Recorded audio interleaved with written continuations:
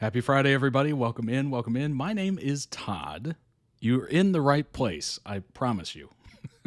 This is the reaction stream. If it's your first time here, go ahead and hit the sub button, or the subscribe button, excuse me, or the sub button, whichever one you want to do. Subscribe or follow, whichever one you want to do. I appreciate it greatly, and it will tell the algorithm that, hey, I like this. I want to see more videos like this, and then you will get it on your homepage or whatever. So I appreciate you being here as we journey around your fandoms one video at a time. Welcome in, everybody. Happy Friday, of course. We made it. We made it. Another Friday in the bag. Yes. So we react to member-requested videos here. If you'd like to request your own, you can certainly do so. toddreacts.com. Simple enough, right? Season tier requests 2 videos per month. Series tier requests 3 videos per month. Also simple enough. Check it out today. That's right on the homepage. You don't even have to go very far. That is extremely easy to find. And while you're there, check out the winter collection of merch. It's available for just over 15 days. Boy, it seems like it was 100 days or 80 days last time. It's gone down quite fast, but that is a great thing. I've been working on the summer collection. Soon to launch, June 1st. At midnight Eastern Standard Time. If you're unfamiliar, that is the East Coast of the United States. I don't know. That's like a decent time for me. It's easy to remember. But yeah, looking forward to it tremendously. 15% off for members, as you can see. It's listed right there. And it ships worldwide, which is very cool. Very, very cool. I like the fact that it ships worldwide. And also, which is super cool, is that quality is guaranteed on every order. If you have any sort of print issue or something like that, you can contact the customer service team at Todd Reacts, and they will help you. They will help you. They will replace it or refund it for you. And yeah, pretty awesome. I love the fact that I can say that. I am wearing gotta scroll a little bit here. I am wearing the Champion long sleeve tee. Not sure why it's not populating right now. Come on, internet, play along. Come on. All right, there's the white version. And, of course, I'm wearing the black version, as you can see. Comes in very inclusive sizing. We got a size guide for everything in there as well, inches and centimeters. We all know when we're shopping for items, the manufacturers can be very different. You know, you could be a large in this company, and you could be a medium in this company, so it's good to kind of get the measurements down and just double check. So do have those available for you. Happy to provide them. What's interesting is when I'm live, you can actually gift something on the store to the Twitch chat, which is very interesting. That only appears when I'm live. It disappears when I'm not. So that's kind of a neat little interaction. So you can check out all these wonderful items. They will be disappearing in just over 15 days. And then we'll have some new items. New items. I've been working with some designers, so I'm excited for you to see those. The accessories, of course, these don't change. These just get added to. You'll see some new accessories launching June 1st. Right off the bat here, we have a rocks glass. Nice little energy drink in there for a nice Friday, late Friday pick-me-up. I definitely need it. And, of course, we have our nice adult apple juice in the pint glass. It's a very sturdy pint glass. I love it a lot. It's very handy. Nice ice-cold apple juice. That would be fun to do. Indeed. Indeed. Insulated tumbler as well. You've seen it literally on every stream. If this is your first stream, you'll see it every other stream since. I got it in the mint variety. I don't know. I enjoy the mint. Comes in lots of beautiful different colors here. Pink, of course, black, navy, and currently the white is out of stock, but that will be coming back. Fourth Wall said it was in between 2 to 4 weeks, maybe even earlier. So if you're looking for the white one, it'll be back in stock soon. But obviously we have the other options available. And yeah, lots of other great options here. I literally wore the hat today. I wear that hat very often. coasters in front of me as well. The desk mat's in front of me. The travel mug is at work because I use it there for coffee to try to wake me up in the morning. I desperately need it. Waking up at 6:30 in the morning or actually starting work at 6:30 in the morning. I wake up personally at 5:30 in the morning. It is a brutal, brutal experience. So if you wake up even earlier than that, say 4, 4:30, 3:30 even, my hat's off to you, certainly. And if you're already there, go ahead and hit the subscribe button on the Todd Reacts YouTube channel. It's right there. You can see it boldly. And there's also 1,100 videos. So if you're just watching on Twitch and you've never seen the YouTube channel, there is a ton of past content for you to catch up on. There's been over 130 streams so far. I've been doing Twitch streams for probably a little over a year at this point. It's been awesome. It's been great. It's helped me tremendously not need to edit every single video individually, which honestly would probably help with copyright issues on YouTube. But boy, I don't have the time. I really don't. It is very time consuming when you do this much stuff. Just imagine it. I mean, it's 5 videos per stream. We do 2 a week. That'd be 10 videos, editing 10 videos, uploading 10 videos. Like it turns into quite a chore. But lots of great content for you to catch up on. And I've been enjoying doing these streams. If you want to watch me live, great. If you're part of the YouTube gang and you enjoy watching it after the fact with the little timestamps and everything, hey, I enjoy that too. I spend a lot of my time on YouTube. Whenever I have free time, I spend it on YouTube.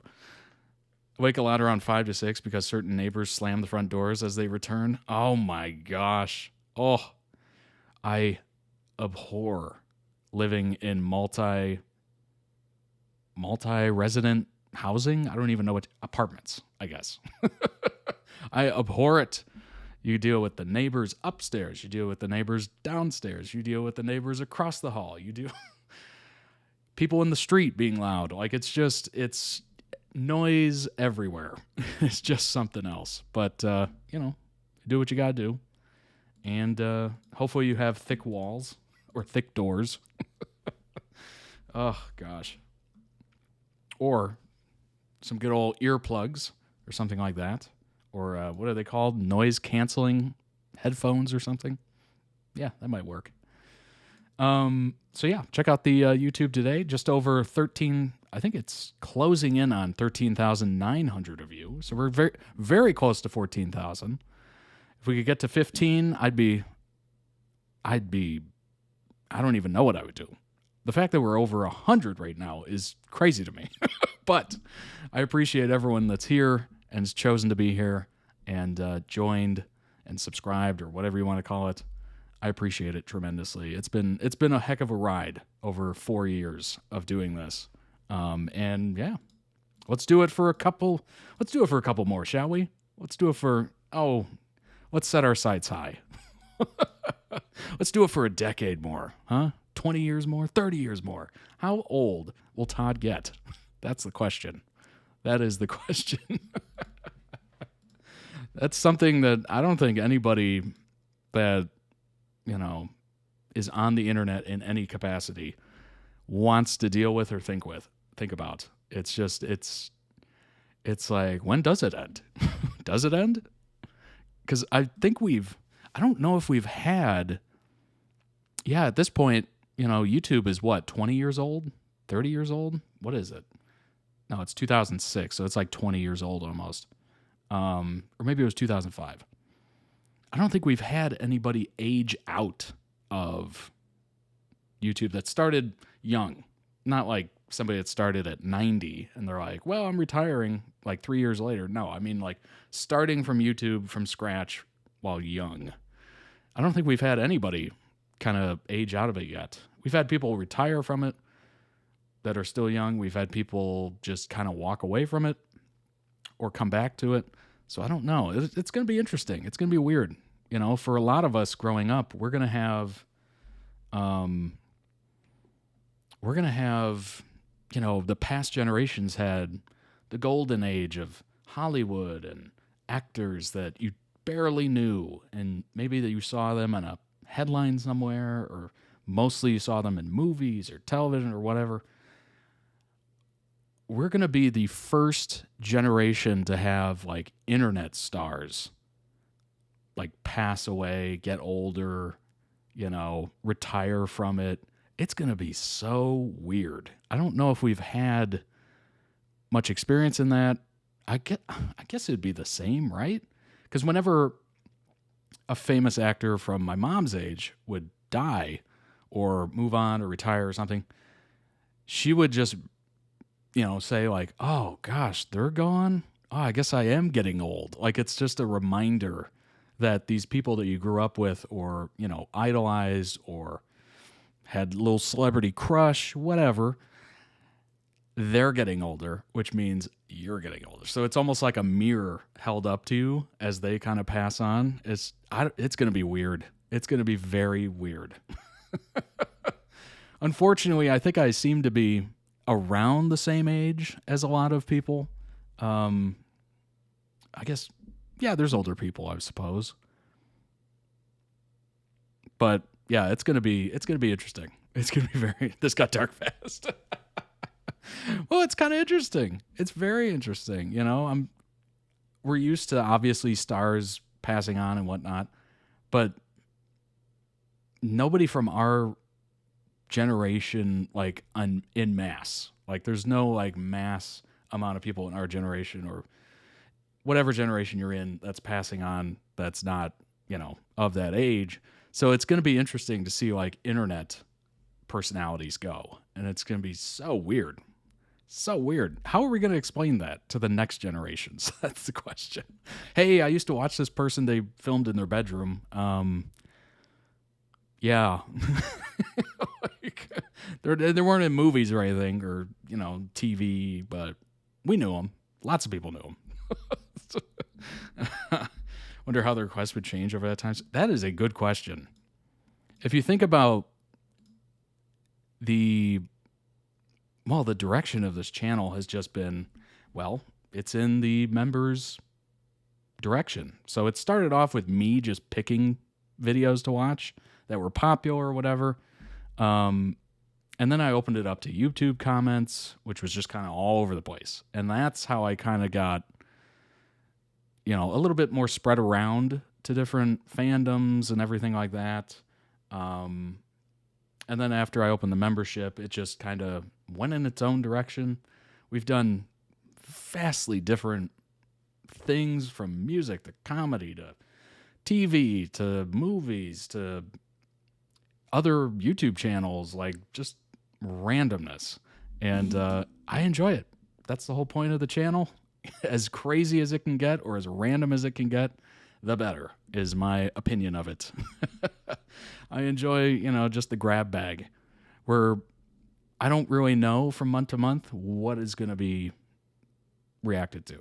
That is beautiful. I absolutely enjoy that. And hopefully you do as well. I'm assuming you haven't seen most of the content that I'm reacting to. Maybe you're a big fan of LYKN. Maybe you're a big fan of General Hospital. Maybe you're a big fan of The Vampire Diaries. Maybe you're a big fan of ZeeNunew. And you haven't seen some of this other stuff, and you're figuring it out with me. And we're going over this information, and it's wonderful. It's truly wonderful. We're educating ourselves, becoming more rounded people, I guess. But yeah. As last but not least, I did kind of skip over it. My apologies. The Discord, it's available for free. You will see most people in this chat are in the Discord already. I think it's over 220, I think it's 226 currently. 226 lovely members, including yours truly. Or excluding yours truly. Lots of great stuff. As you can see at the top, it tells you I am live, which is super handy, right? Includes a nice little link to the Twitch channel. I do update this frequently. So if there's any sort of changes or updates or rescheduling, you'll know about it. So check the events. If you ever, want to figure out what's going on. and when I'm actually doing these. And if I do this towards the end of the year, it's not exactly coming up. We just passed it a couple months ago. But towards the end of the year, I'll pre-record some episodes, and I'll actually do those via Twitch live, and you'll be able to see them before they ever get posted. So it's almost kind of like a preview, if you will. So yeah, I'll add those, of course, when the time comes. And if there's any sort of special streams or anything like that, wink, I'll add that as well. And if you don't see a channel of a fandom that you're really into, or maybe a community post, you can certainly request it via the requested channel right here.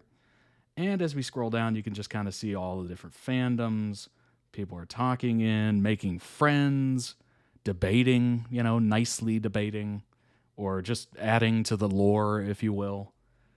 What's cool about it is it's very much like the same people you would find in the YouTube comments or members, but it adds that extra element where you can post links and you can share photos and videos of whatever you're into. And, it's totally much, much more involved and in-depth than the YouTube comments. New member just joined. I appreciate it. We're up to 227. That's great. That is lovely. Let's go ahead and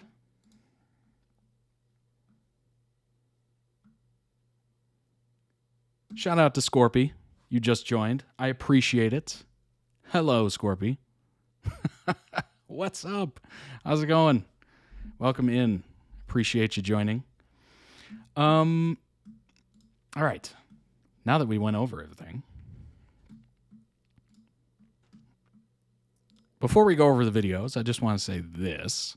I will be announcing what we'll be doing for the June 1st Summer Collection launch on Sunday. So be on the lookout for that. It'll be in the Discord. It'll be on the YouTube community post page, I think it's called, and on the website as well.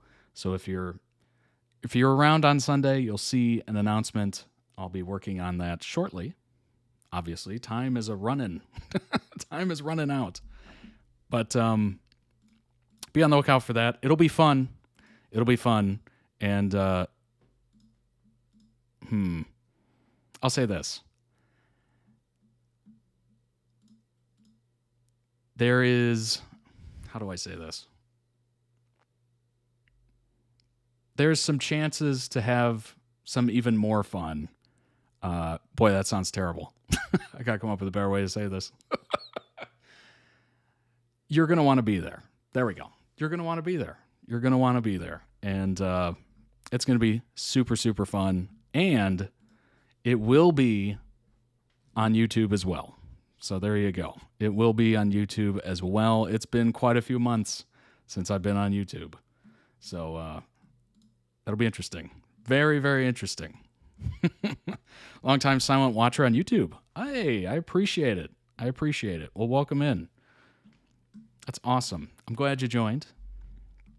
And let's jump into it, shall we? On that note, we're going to start off with a General Hospital video. This is Nikolas and Emily. And then we're going to hop into a Eminem music video, Temporary. I'm kind of an Eminem fan. I don't know if I've even heard of this. So it must be newer, maybe, hopefully. I have no idea. Then we have a LYKN video, We Let You Play. I think it's episode 3, if I'm not mistaken. And then we have a Summer Night compilation, part 1. And yes, there will be a part 2 and a part 3, or a third video, I believe. So if you have any information on Summer Night and you'd like to provide it in the Discord, certainly do so. We're running low on information, is what I'm trying to tell you. We're running low on information on Summer Night. So go ahead and join the Discord if you're not already and help us out. Or if you're already in the Discord, hey, that's even better, right? But we're going to finish stream and launch, talking about launching so many things, launch the weekend and enjoy the weekend. We're going to end with the ZeeNunew TikTok compilation, so that should be awesome. Dual modding is back, indeed. Well, for this. Yeah, we still can't do it for normal streams like this. Otherwise, we would be taken down in about 2 seconds, and we can't risk that channel. It's a song crayon. Oh, Thai New Year episode. Nice. That'll be awesome. I'm looking forward to it. I hope you're looking forward to these as well. As always on YouTube, when this gets posted, there will be timestamps for everything, of course. Chapters, I guess they're calling it. Anyway, they keep changing the names to things. But it should be fun. Let's jump into this first one, General Hospital. And get rid of the Discord. Boom. I'm assuming that's Nikolas. And I'm assuming on the right is Nikolas and Emily. Just a guess. All right. This is called To Build a Home. And do we know the song? Is the cinematic orchestra To Build a Home. Interesting. All right. Let's go. Oh, we've heard this before. Amazing. I miss love my whole life. Until I had it with you. I paid a visit to Emily's grave. It seems even in death that woman can set me straight. I've dreamed of this day since the first moment I saw you. Out in the garden where we planted the seed. Indeed. There's a tree, there's Damn it, I miss you so much. You know, I wish there was there probably is an AI way to find out what song or like what are the top songs from fan vids I've reacted to. That'd be interesting. I want to know you when I'm 73. I believe you. I hope you bring up Spencer. And when the time's right, we'll have children of our own. Lil Spencer. I believe with all my heart that we're gonna have a long and happy life together.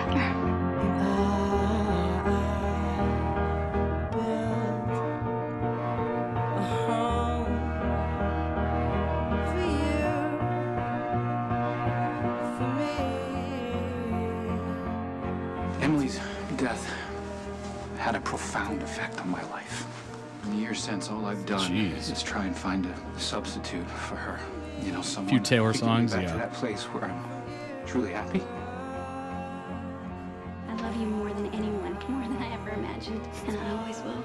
You are the only woman that I'll ever love. I dreamed we were dancing, and you were splendid. And if I have to wait forever, then damn it, that's what I'm gonna do.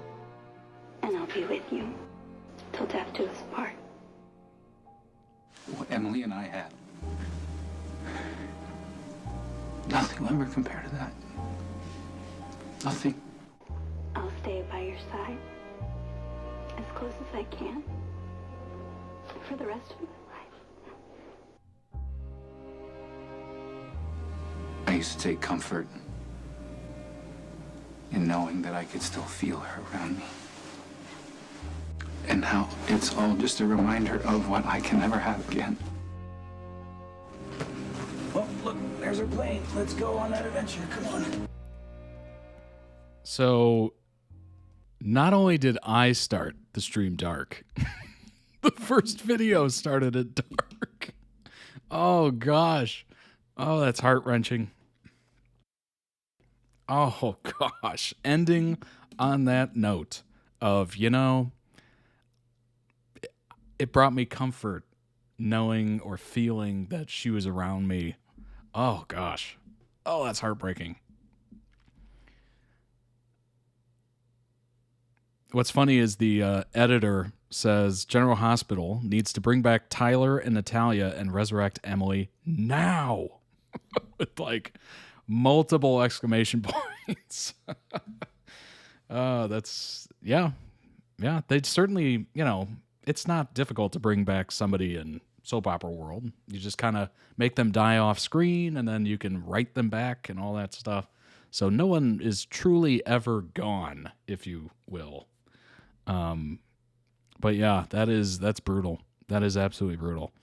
You know, a couple lines in there makes you think, you know, Well, oddly enough, it makes me think of Terry Irwin.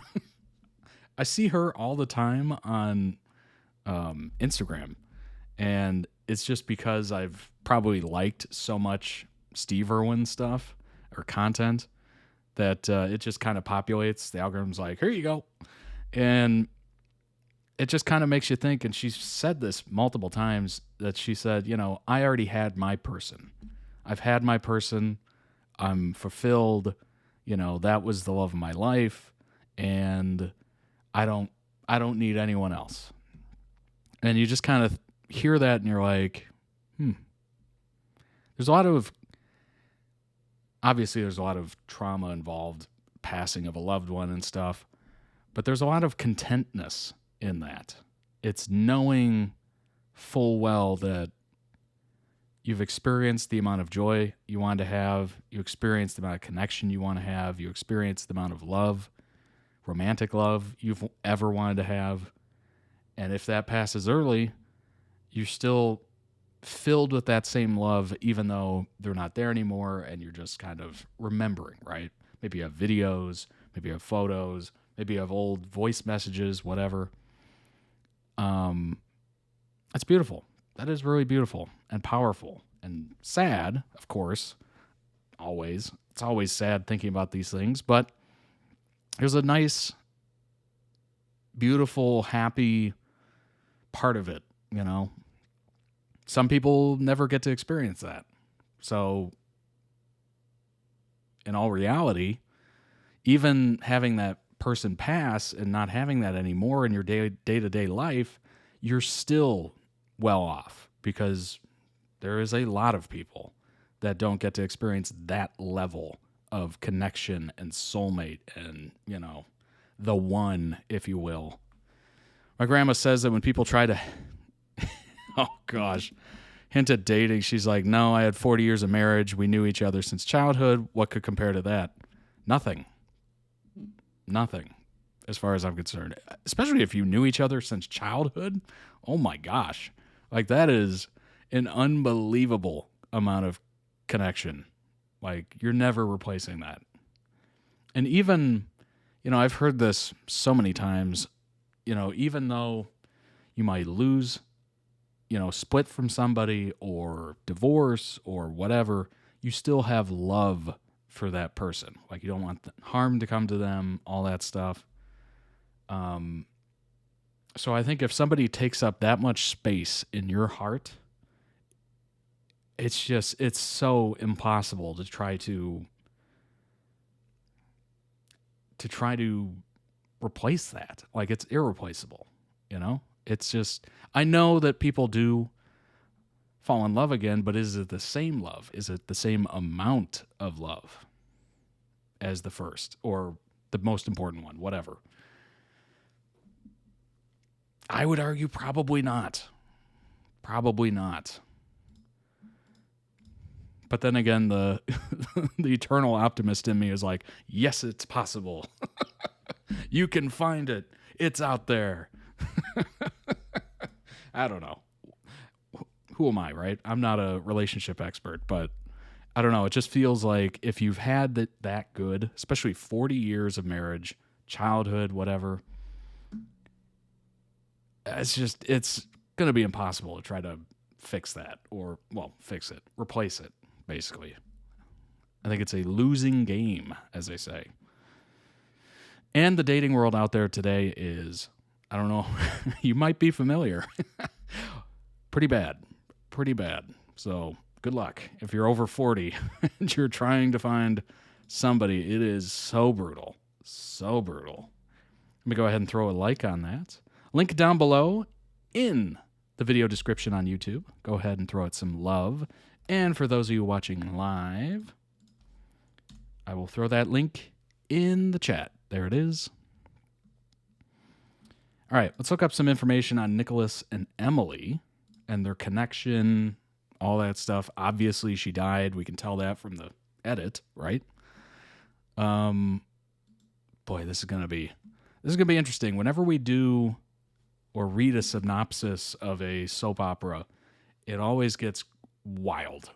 Just absolutely wild, nonstop trauma and chaos. So I'm excited to read this. Prince Nikolas. Oh, that's Prince to you. Fictional character, General Hospital. Son of the late Prince and Mayor. Wow. Crimes committed. That's never good. Oh my gosh. Oh my gosh. Oh, those are long lists.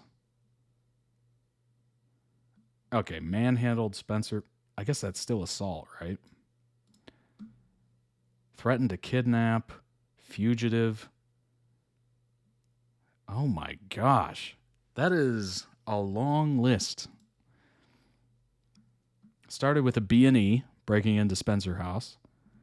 Physical fight with his brother. Do we count that? I've had physical fights. Although I've, never like face punches or anything like that. Punched his brother. I mean, this seems to be a common theme here. Slammed somebody into a wall. Got into a fist fight with Jason. Punched Luke. Punched Lucky. Punched Helena's henchman. Covered up the fact that Gita Campbell ran a red light and caused a car accident. Ooh, hit and run. Oh, his grandmother was a fugitive as well? Okay. All right. Spencer's his son, right? Depending on the age, that's child endangerment. Oh, that's a good point. That's a good point. Blackmail, punch. Lots of punching going on here. Punch, physical fight, fist fight, adultery. Hello. Slept with Emily while she was married to Xander. There you go. That's relatable to this. Pinned, punched, kicked. punched. Shot. Ooh, took it up a little bit there. Shoved Helena off a cliff. Oh my. Well, that's attempted murder, certainly. Adultery again.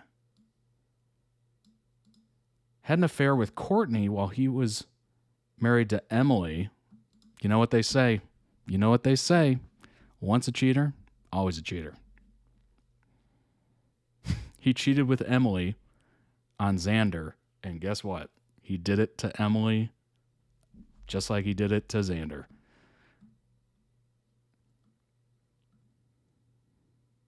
Indirectly killed. Okay, well, there you go. Deniability, folks. Arrested for, soliciting. Well. Okay. Now that we've gone through the rap sheet, is adultery actually a crime or just poor morals? Poor morals. Yeah. Poor morals. All right. Let's see here. Storylines.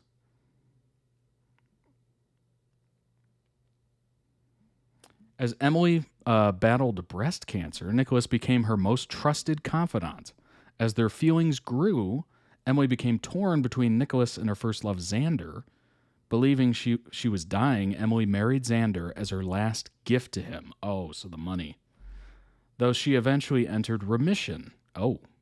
Eventually, Emily and Nikolas could no longer resist and slept with one another on the floor of the cottage Xander had bought her. Oh no. Oh, no. Witnessing their adultery started Xander on a downward spiral. He witnessed it too. And Emily ended their marriage. Okay. Xander went on to kidnap Emily. Well, that went bad. But was killed by the police. Yikes. All right. Let's see.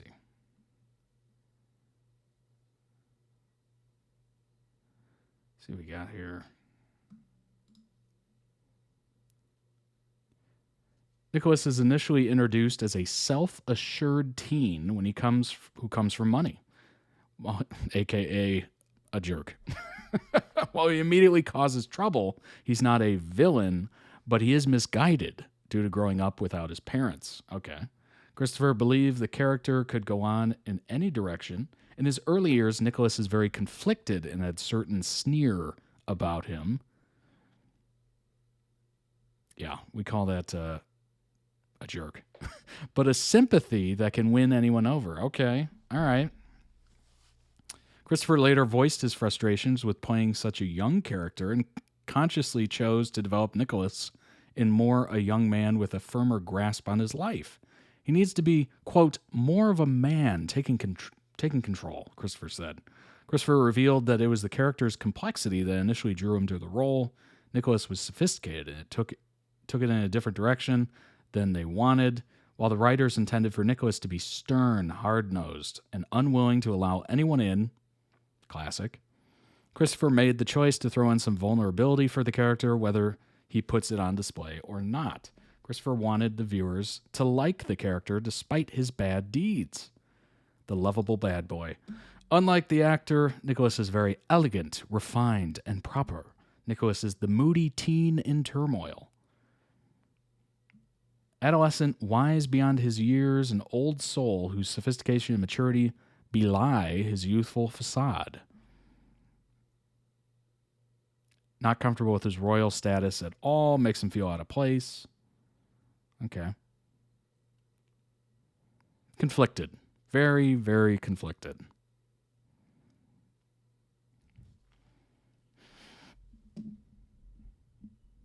Didn't Xander and Emily meet when he kidnapped her? They bookend their relationship with kidnappings. That's what.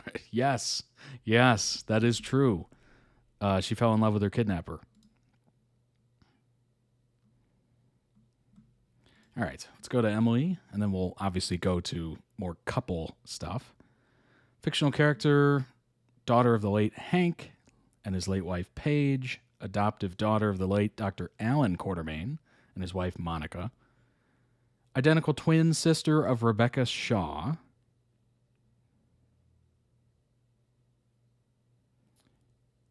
Escorted AJ into heaven along with Alan, Edward, and Lila.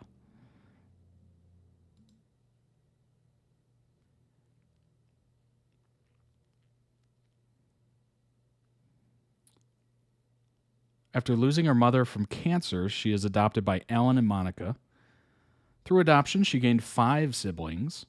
Characters' most significant storylines include dealing with the death of her mother, big one. Adoption into the family, yeah, okay.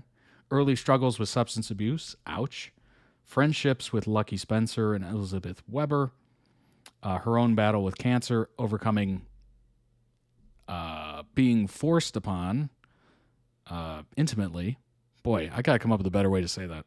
And marriages to Xander and Nikolas. Namesake was passed down to her 2 adoptive nieces. Life after death. Oh, Nikolas continues to see Emily.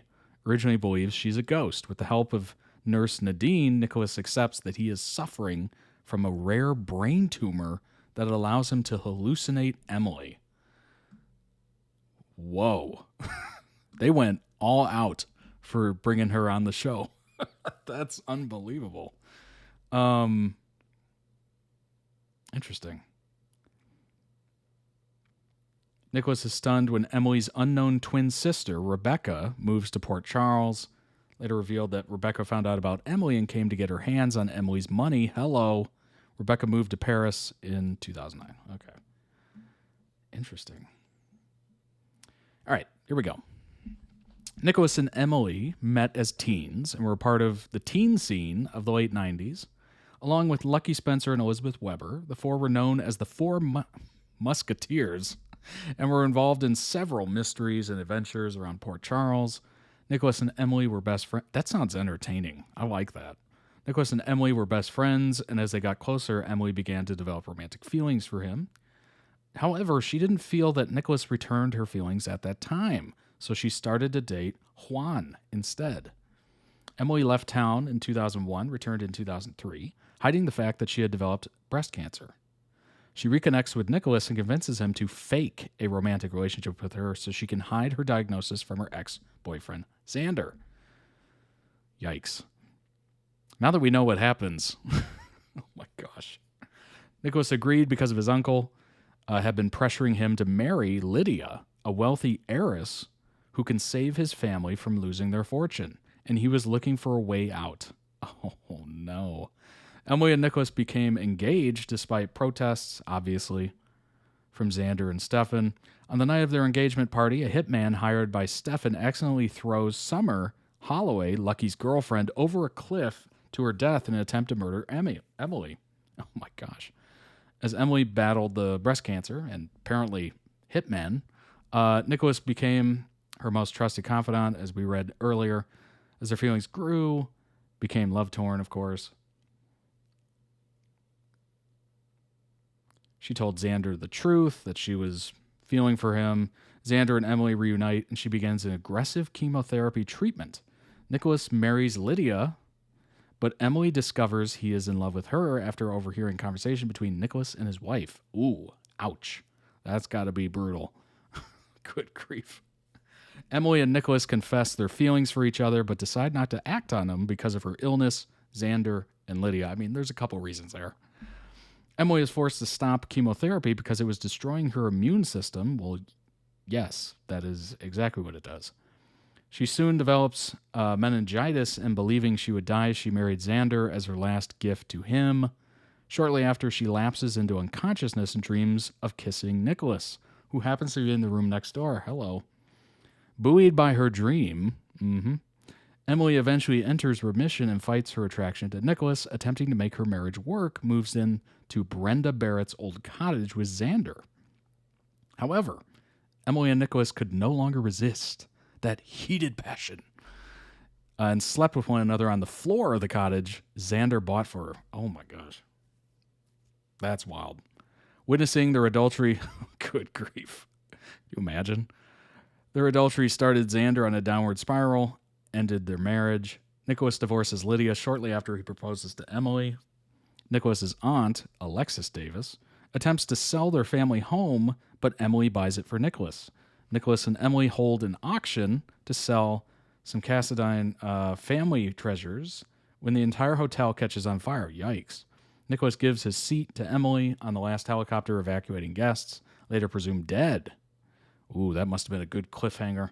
Returns to find Emily recovering in the hospital. Xander, who lost his father in the hotel fire, became increasingly unstable. Yep. He took Emily hostage and tried to kidnap her, but he later lets her go and is gunned down by police. He dies in Emily's arms. Nikolas was driving home from buying Emily an engagement ring when he heard of the hostage situation. It caused him to get into a car accident that leads everyone to believe he is dead. However, in reality, war widow Mary Bishop took him in and left Port Charles, leaving Emily and his family to believe he was dead. Mary's husband, Connor Bishop, who looked identical to Nikolas, oh my gosh. So much drama, sounds like exhausting life. Yeah. Boy, if you were any of the characters in any soap opera, you would just go off into the woods somewhere and just get a cottage, get a piece of land, and just peace and quiet. That's all you would crave. No internet, no drama, no phone, just peace and quiet.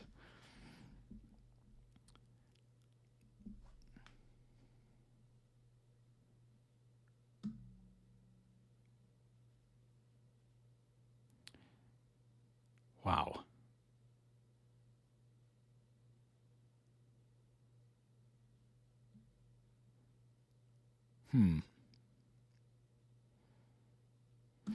Lucky, who had been Emily's support throughout this ordeal, obviously Nikolas being dead, admits that he has romantic feelings for her. Hello. But she gently rebuffs his advances because she knows Nikolas is around. While Emily decides to become a doctor like her parents, she also carefully worked to unlock Nikolas's fragile mind. And when Nikolas finally remembers Emily, the two reconcile. Distraught Mary goes insane and murdered Sage and another teen before she is shot and killed by Nikolas. What?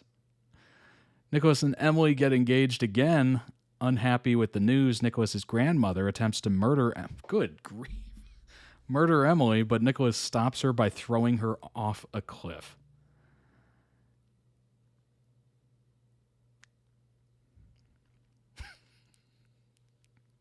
Oh my gosh. Oh, Lord. Shortly after Mary's death, her husband, who had gone AWOL and faked his own death, came to town on orders from a very alive. She survived the cliff? What? His task was to kidnap Emily, which he does. After a confrontation and struggle with Nikolas, Connor is shot. Nikolas, Lucky, Elizabeth, and Emily debate about turning Connor in for being AWOL, but agree to help him escape to Canada. When Connor foils their plans to spare Emily the pain of a trial, Nikolas pled guilty to Helena's murder, and the two married before he was sent to prison. Connor returned to town again with orders from Helena to seduce Emily.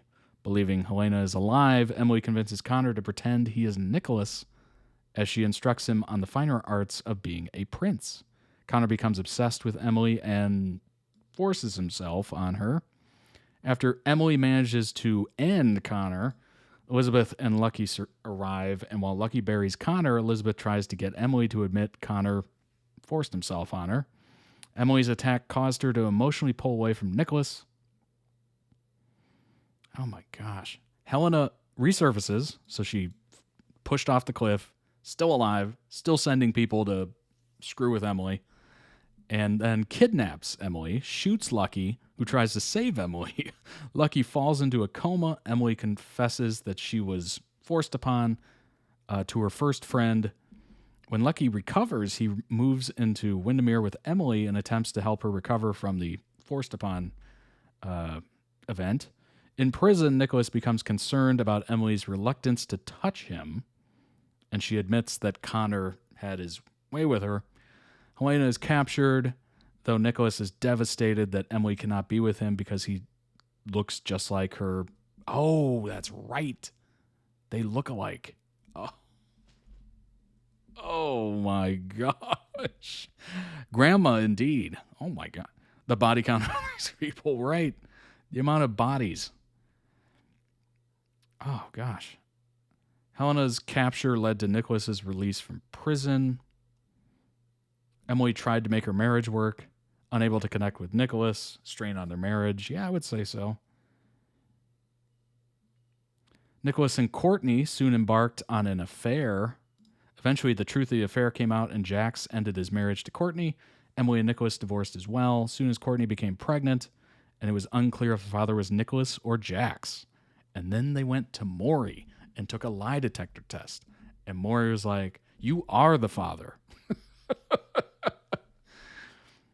When Jax learned that Nikolas was the father, he switched the results of a DNA test in order to protect Courtney and the baby from Helena.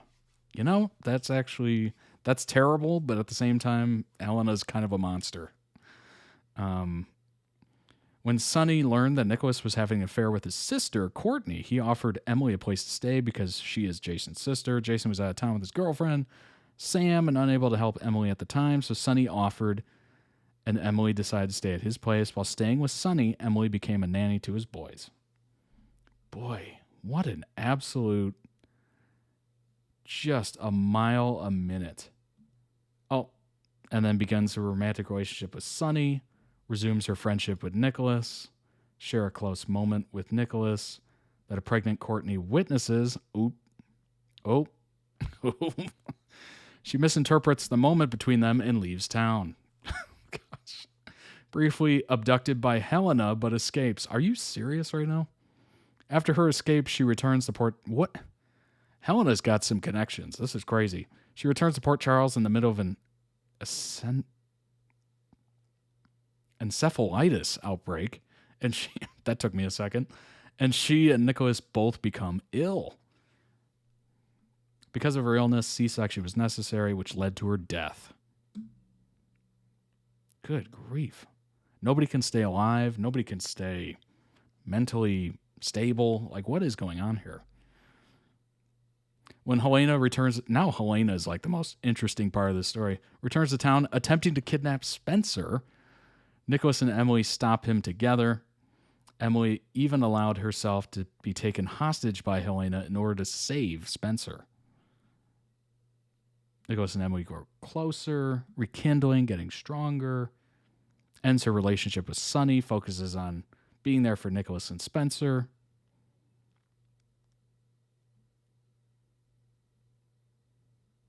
Wow. Obviously, I'm not going to read all this, but this is just fascinating.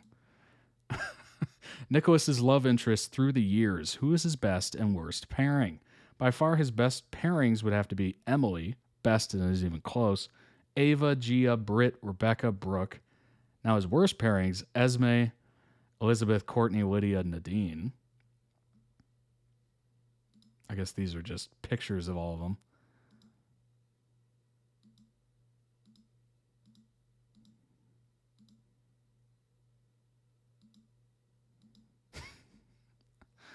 Emily was my favorite pairing for him. I really believe she was the love of his life. Well, yeah, they came back together, I guess. Helena's a bionic, villainous mafia grandma at this point. Yeah, absolutely. Oh my God. It's just crazy. Loved him with Gia and enjoyed him with Ava before it got too toxic. I hated Nick and Nadine, and I wasn't a fan of him and Rebecca either. Emily and Nikolas were one of my favorite couples. Her death was so sad. Emily, always Emily.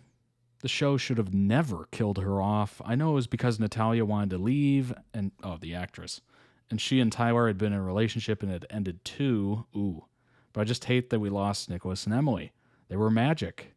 The only other Nikolas romance that I could get behind was with Elizabeth, however messy it was. Yeah, everybody's going to say Emily, of course.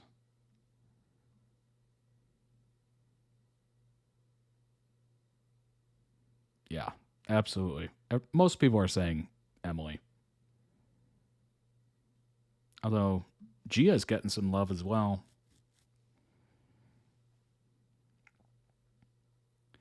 Fascinating. Ay. That was, number one, a lot of back and forth, which you would expect. It's a soap opera, right? Every direction you think it's going the opposite direction. You know, somebody winds up dead. Somebody winds up, with some sort of horrific crime. As you saw, does everybody have a rap sheet in soap operas? Is there anybody that doesn't go to prison or doesn't commit crimes or anything like that? Like, that would be an interesting, because I feel like everybody's got to go through like a situation that's just awful. That's what I'm assuming, at least. Maybe they allow, some of the parent characters to have their moments, but I don't know. It's just very, very odd. And fun. I totally understand. I was never into soap operas, when I was younger, or now, I guess. But now that I've reacted to quite a few edits and clips and everything like that, I see the point. I see it where I didn't see it before. I get it completely. Like, it is a mile a minute. You don't know what you're going to get. Every episode is interesting. The couples are interesting. The characters are interesting. Every situation is just hyperbolic to a point where it's, your mind is blown almost every storyline. It's really something. Is there a soap set in prison somewhere, I wonder? Maybe. What's up, Megan? Welcome in. Oh my gosh. All right. Let's move on to the next one. This is Eminem Temporary featuring Skylar Grey.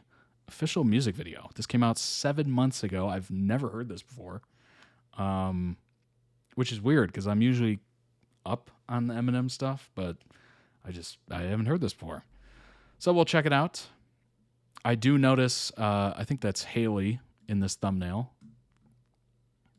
Pretty sure. So we'll go ahead and see that. Just Emily and Nikolas from General Hospital. That is it. Then we'll have an Eminem music video now, as you can see. And then LYKN, Summer Night. And then we end the stream, kick off the weekend with ZeeNunew. It's one of his daughters. Gotcha. Boy, nothing makes you feel a little bit older than seeing how old his daughters are. And you're like, oh, whoa, I remember when they were children. And he was rapping about them. Oh my gosh. All right, let's jump into this, see how it goes.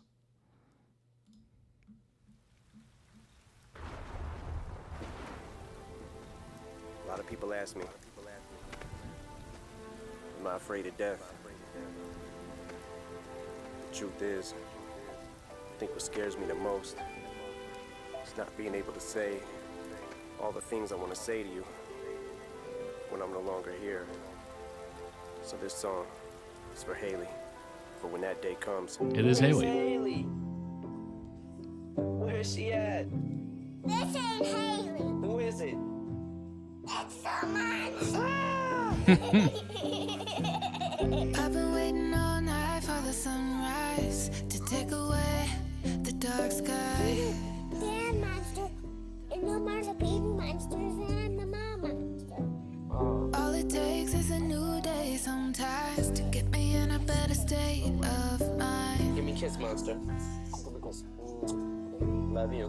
If I could just fall asleep, I'd be lost in a dream. But right now it's misery. I'm going to say this right off the bat.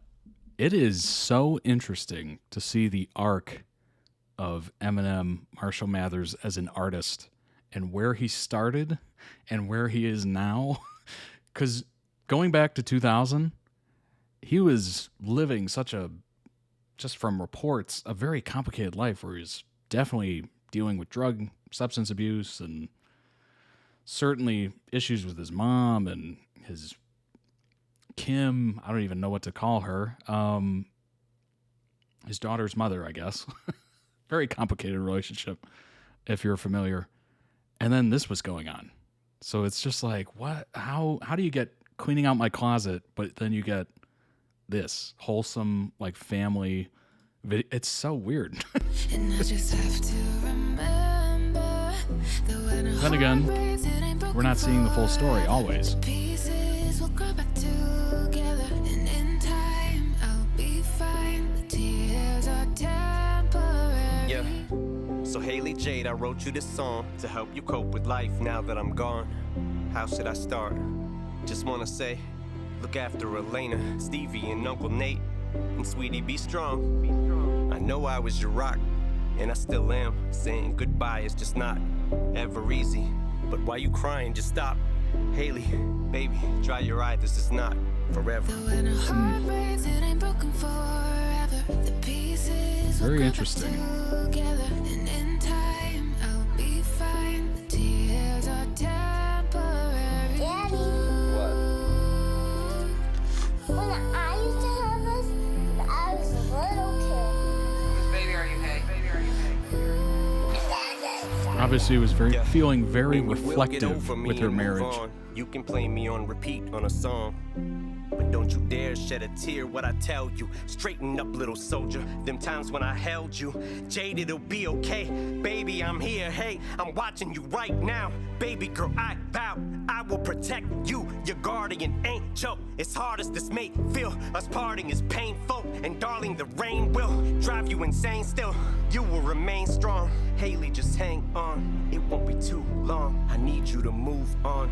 And remember, it will get better. Cause time heals and when When a heart breaks, it ain't Honestly, broken this- forever. the idea of this song is very beautiful. Together, and in time I'll be Number one, it's fine. capturing The tears wedding, of are course. temporary. Or like, you The know, bad days will and start to get it's also, he's framing it like she could listen to this forever. Tonight, when I cry, the tears are temporary. I know this big girl, and she's really pretty. You know what her name is? Haley. Haley. How did you know? Yeah, and if there's days where you wanna just lock yourself in your room and cry, just think about how when you were little, how you and I, back and forth to the studio, we used to drive. You strapped in the back seat, cause you were my little sidekick, yeah. Sweetie, I know this hurts. Bean, I'm wishing your pain away. Remember this, Haley Jade, there's gonna be rainy days. I promise you'll get through them and make it regardless. Fuck it, Jade, I'll be honest. I knew that you was gonna take this the hardest. Sweetie, get up. I know that this is breaking your heart. It's the hardest thing I've ever wrote.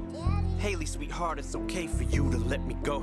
Baby, I promise you that When when a I'm heart breaks, it ain't broken forever. The pieces will grow back together, and in time I'll be fine. The tears are temporary. Oh, that viral clip going around. I didn't know it was part of this video. Together, and tonight when I cry, the tears are temporary. What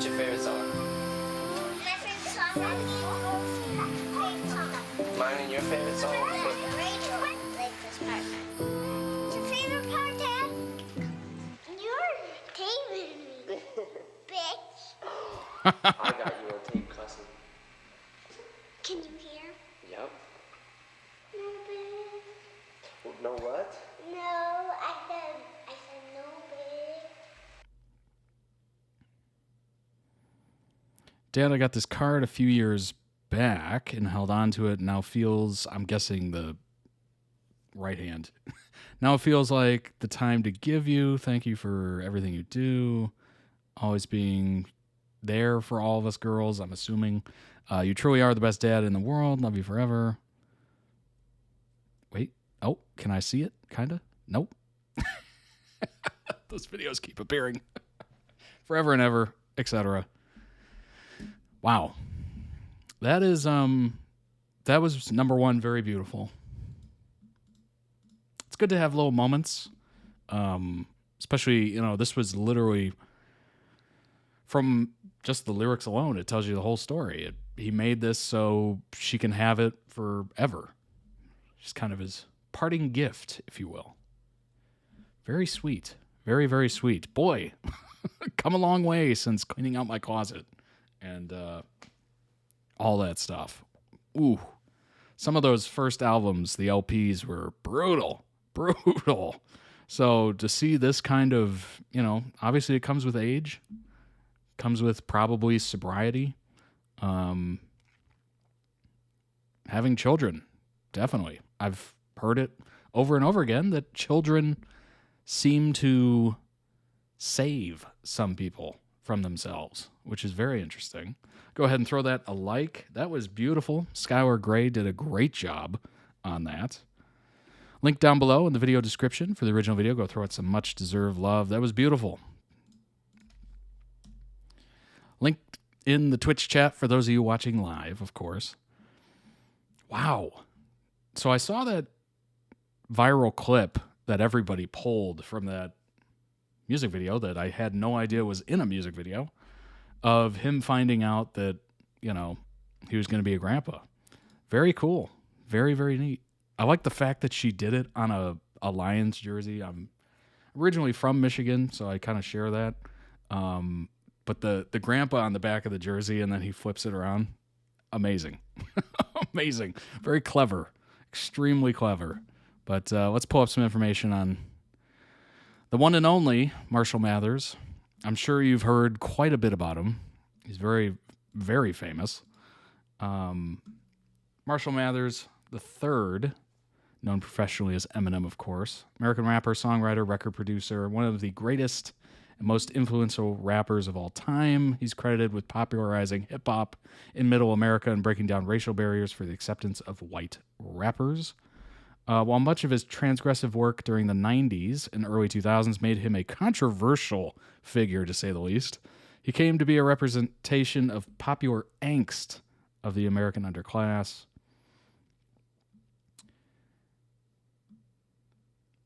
Yeah, the Slim Shady EP. That was pretty interesting. Signed with Dr. Dre, of course. I believe my first album of his was the Marshall Mathers LP.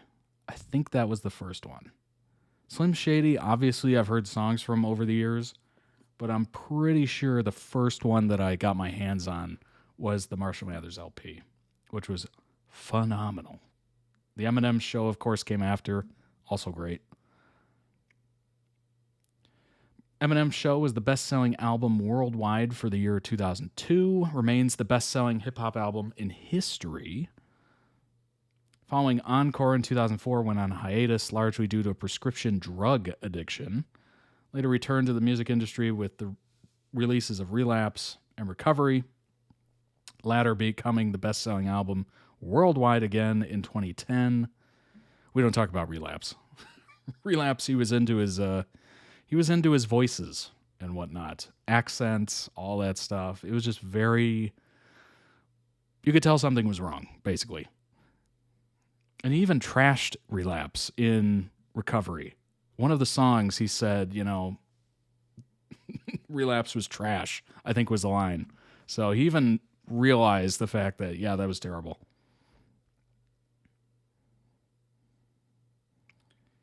Among the best-selling music artists of all time, estimated sales over 220 million records worldwide. First musical act to have 10 albums consecutively debut at number 1, the Billboard 200 chart. Also had 5 number 1 singles on the Hot 100.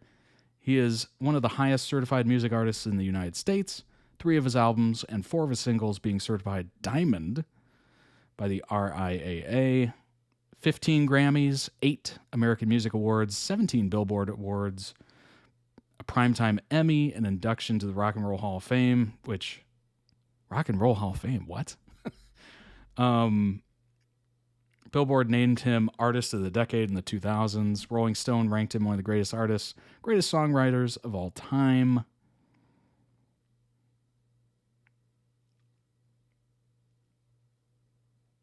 Honestly, picking the name Eminem and spelling it like that for your name, Marshall Mathers, genius. Genius. It's so easy and so like spot on. It's just wonderful.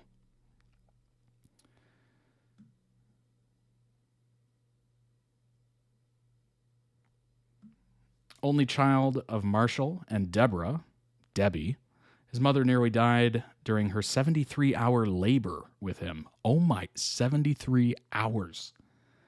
Eminem's parents were in a band called the Daddy Warbucks, playing in Ramada Inn.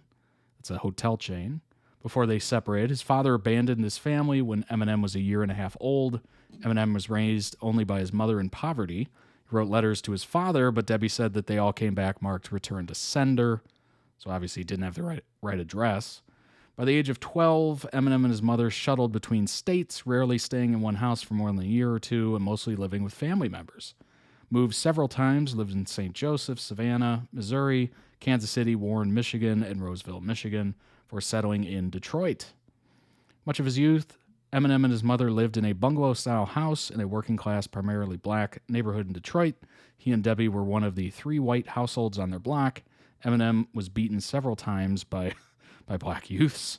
His mother had a son named Nate in 1986 with then-boyfriend Fred. In 2013, the state of Michigan demolished his childhood home after it was damaged by arson. If you don't know anything about Detroit, I grew up pretty close to it. Lots of arson in the city. Lots of arson. That is not uncommon. Frequently fought with his mother, as if you know anything about Eminem, I mean, he literally became famous off songs about his mother, whom a social worker described as having a very suspicious, almost paranoid personality. When he was a child, a bully named D'Angelo Bailey severely injured Eminem's head in an assault, an incident which Eminem later recounted on the song Brain Damage. Debbie filed a lawsuit against the public school. The suit was dismissed. Said the schools were immune from lawsuits. Obviously, if you've seen the movie 8 Mile, which is loosely based off his life, you pretty much know the origin stories.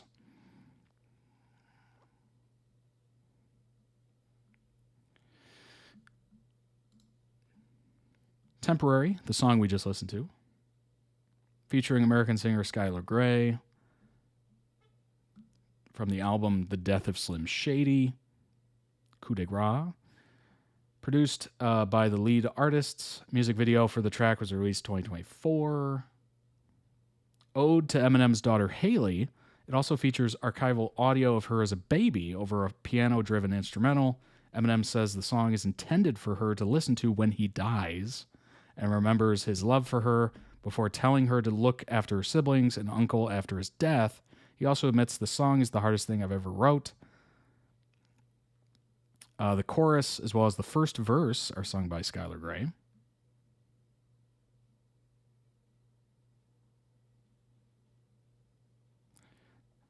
Somebody on Variety described the song as Eminem at his best. Somebody said a genuinely moving ode to his daughter Haley, which proves Marshall Mathers can say something that matters when he wants to. Heartfelt and well executed, but feels out of place.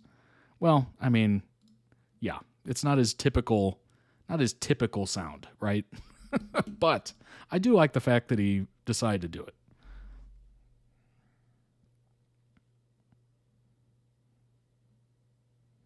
peaked at number 56 in the U.S. Billboard Hot 100, so about halfway up. About. Actually did better in Canada and New Zealand. That's interesting. Shout out to Canada and New Zealand.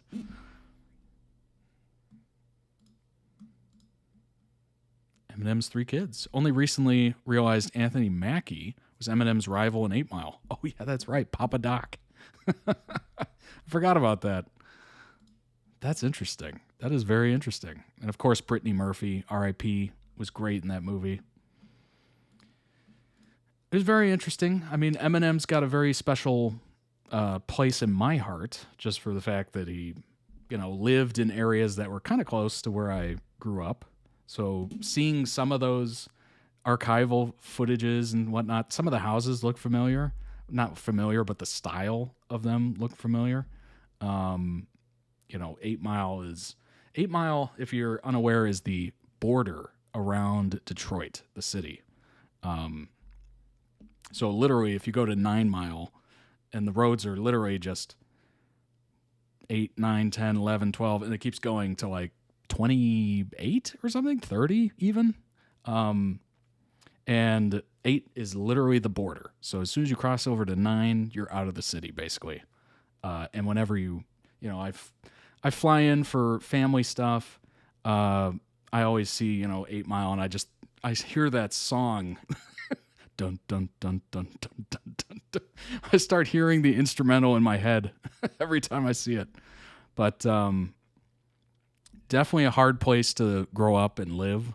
It is very rough looking, just visually as you pass it on the highway. I've never actually been down there and gotten off the highway, but lots of abandoned homes, smashed windows kind of stuff. It's pretty brutal to look at. But, it's kind of a hometown hero, I guess. Hometown hero made it big, although he obviously lived in many other places, as I read out. But yeah, just kind of something interesting there. Eminem's 3 kids, all about Haley, Elena, I think, and Stevie. I don't know if I've ever heard anybody else's names except Haley. That's interesting. Raised 3 daughters. Maybe known for his tough exterior, but he's a big softy when it comes to his kids. The rapper and his ex-wife, Kim, share 3 children. In March 2025, Eminem also became a grandpa for the first time when his daughter Haley welcomed her first child, a baby boy named Elliot. Being a dad is definitely living a double life, he said in 2004. Even before Haley was born, I was a firm believer in freedom of speech, but once I hit them gates where I live, that's when I'm dad. Subtle flex there, when I hit the gates. Talks about Laney and Mockingbird as well as Haley. Oh, that's right. That's right. He continued taking the kids to school, picking them up, teaching them rules. I'm not saying I'm the perfect father, but the most important thing is to be there for my kids and raise them the right way. Eminem even credits his kids for helping him get sober. You know what's weird is the fact that he, you would expect somebody that rich to live in like alone, or maybe like a big spread out subdivision or whatever. I think from what I've read is that he lives in like a subdivision, like a normal suburban subdivision, obviously with bigger homes, but they're not like super spaced out. Like you see, ultra celebrities in these like mansions. It's obviously a big house, but I wouldn't call it a mansion, which is interesting. Eminem even credits his kids for helping him get sober. That's huge.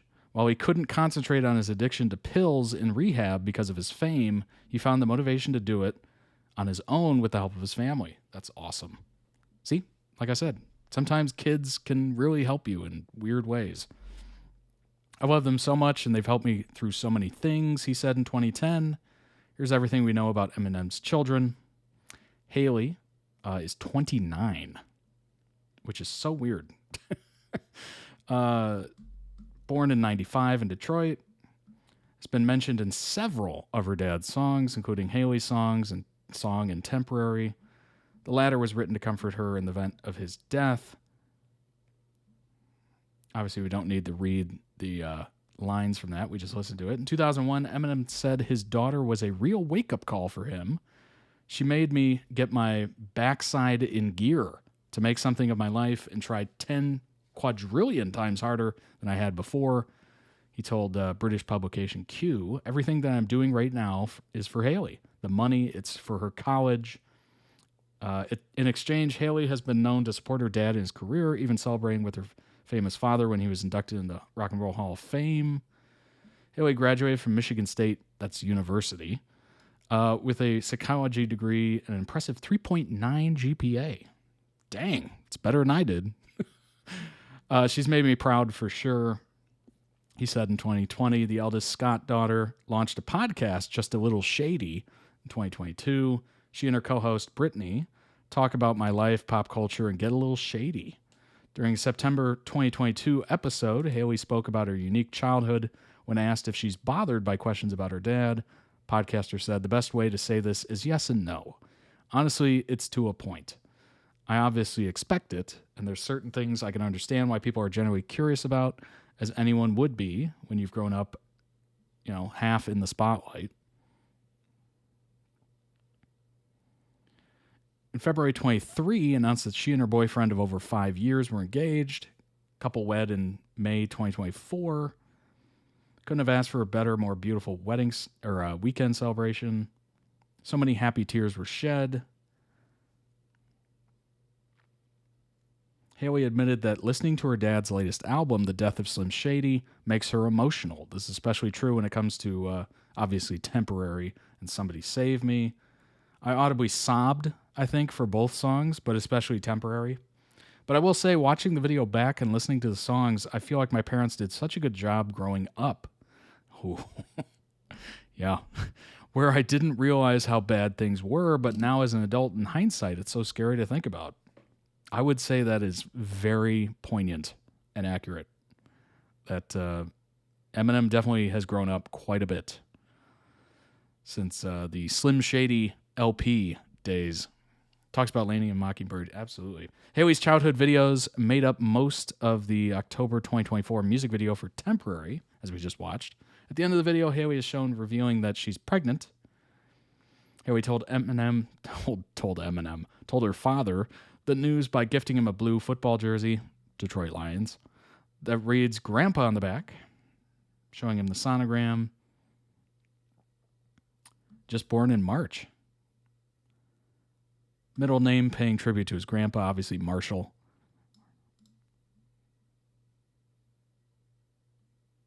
Elena, or Laney, born in 93.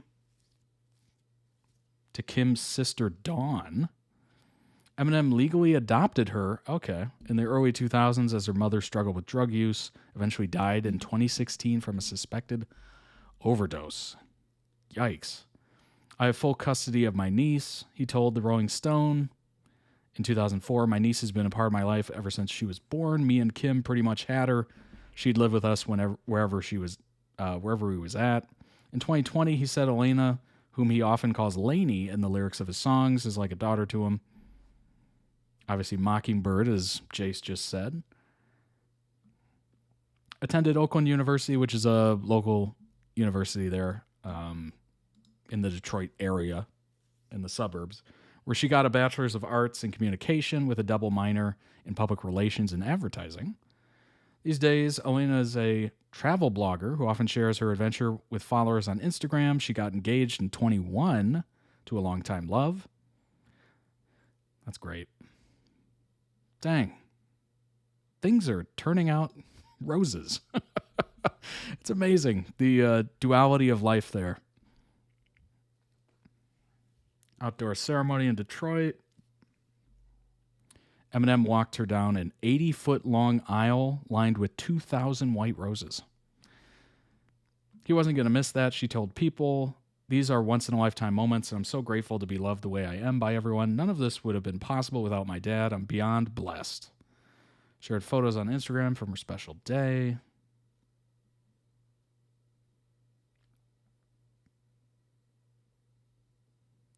Then we have Stevie.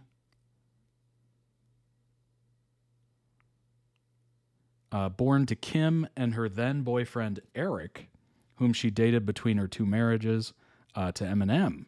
When Kim and Eminem got back together, the 8 Mile star legally adopted Stevie. Their biological father reportedly passed away in 2019. Good grief.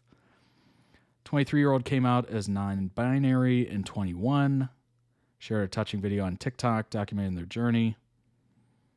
Immediately received a huge flow of support from fans.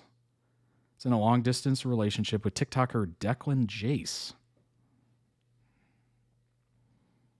Wow. I had no idea. Obviously, I knew Haley was his kid, but I had no idea about his kid, about his niece or Kim's child with somebody named Eric. Like, I had no idea about any of that. Wow, that's eye-opening. Obviously a good dude, you know, adopting these children. That's awesome. Eminem's daughter opens up about her childhood and reveals she was so scared to be around drugs and alcohol when she was younger. Yeah, I'm not surprised. Yeah, that is exactly how I would picture it, actually. Recalled going to a princess tea party at Disney World with her best friend and co-host. Stayed away from alcohol in high school because she thought she'd get in trouble. Eminem's daughter Haley opened up about her childhood. Famous rapper's daughter on the first episode of a podcast, Just a Little Shady. Although she feels like she had a pretty normal childhood going to public school with her best friend. That would be wild. Could you imagine? If your father was famous, like very famous, and you were at a public school. Wow. With her best friend and podcast co-host, you would have so many people trying to befriend you that had like ulterior motives, just trying to get closer to her dad and stuff. Said that looking back on her memories as an adult, she now realizes how out of the ordinary they were. Shows family is what you make of it? Absolutely. His dad failed. He might not have been perfect, but you can see he tried his best for all three. Yeah, absolutely. Absolutely. There is, you know, even though your life or, you know, whoever's maybe didn't start the greatest, you do have the power to make the changes and break the cycle, as they say. So that is a beautiful moment, a beautiful story of breaking the cycle. Obviously, he struggled himself with other demons and whatnot, probably left over from childhood, but he didn't embark it on his kids, which is amazing. Friends recalled when Mathers casually invited Edney into her dad's tour bus, thinking a bus was something everyone's dad had. At about the 5-minute mark of the podcast, Edney and Mathers recall a trip they took to Disney World in Florida. Quote, my dad was working on something, and he was working the whole time, but he set up for us to do the limo and take it to Disney, and we did the princess tea party. He had the dresses waiting for us. We were like both Belle or whatever. I mean, that is... That's pretty amazing. Edney described the experience as so cute, and Mathers said she values it even more as a 26-year-old woman. Even then, at the time, we were so happy and excited, but we didn't get to appreciate that moment as much now when we talk about it and think back, and we're like, oh my God, that was awesome. Yeah, if you're just a young kid, you don't really put it in the context of, oh, wow, this cost a lot of money, and this took time to plan and put together and all that stuff. Like, you don't have that context.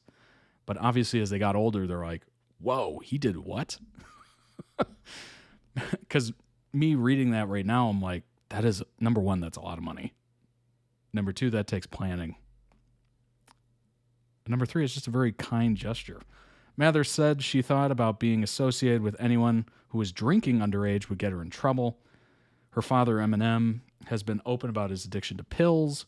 I was the worst kind of addict, a functioning addict, Eminem said. I was so deep into my addiction at one point that I couldn't picture myself being able to do anything without some kind of drug. Haley said she grew up with an intense fear of being around drugs and alcohol. She explained that in high school she didn't drink or go to parties. I feel like everyone was doing that, but I just didn't. I was so naive to all of it. Honestly, same. Same.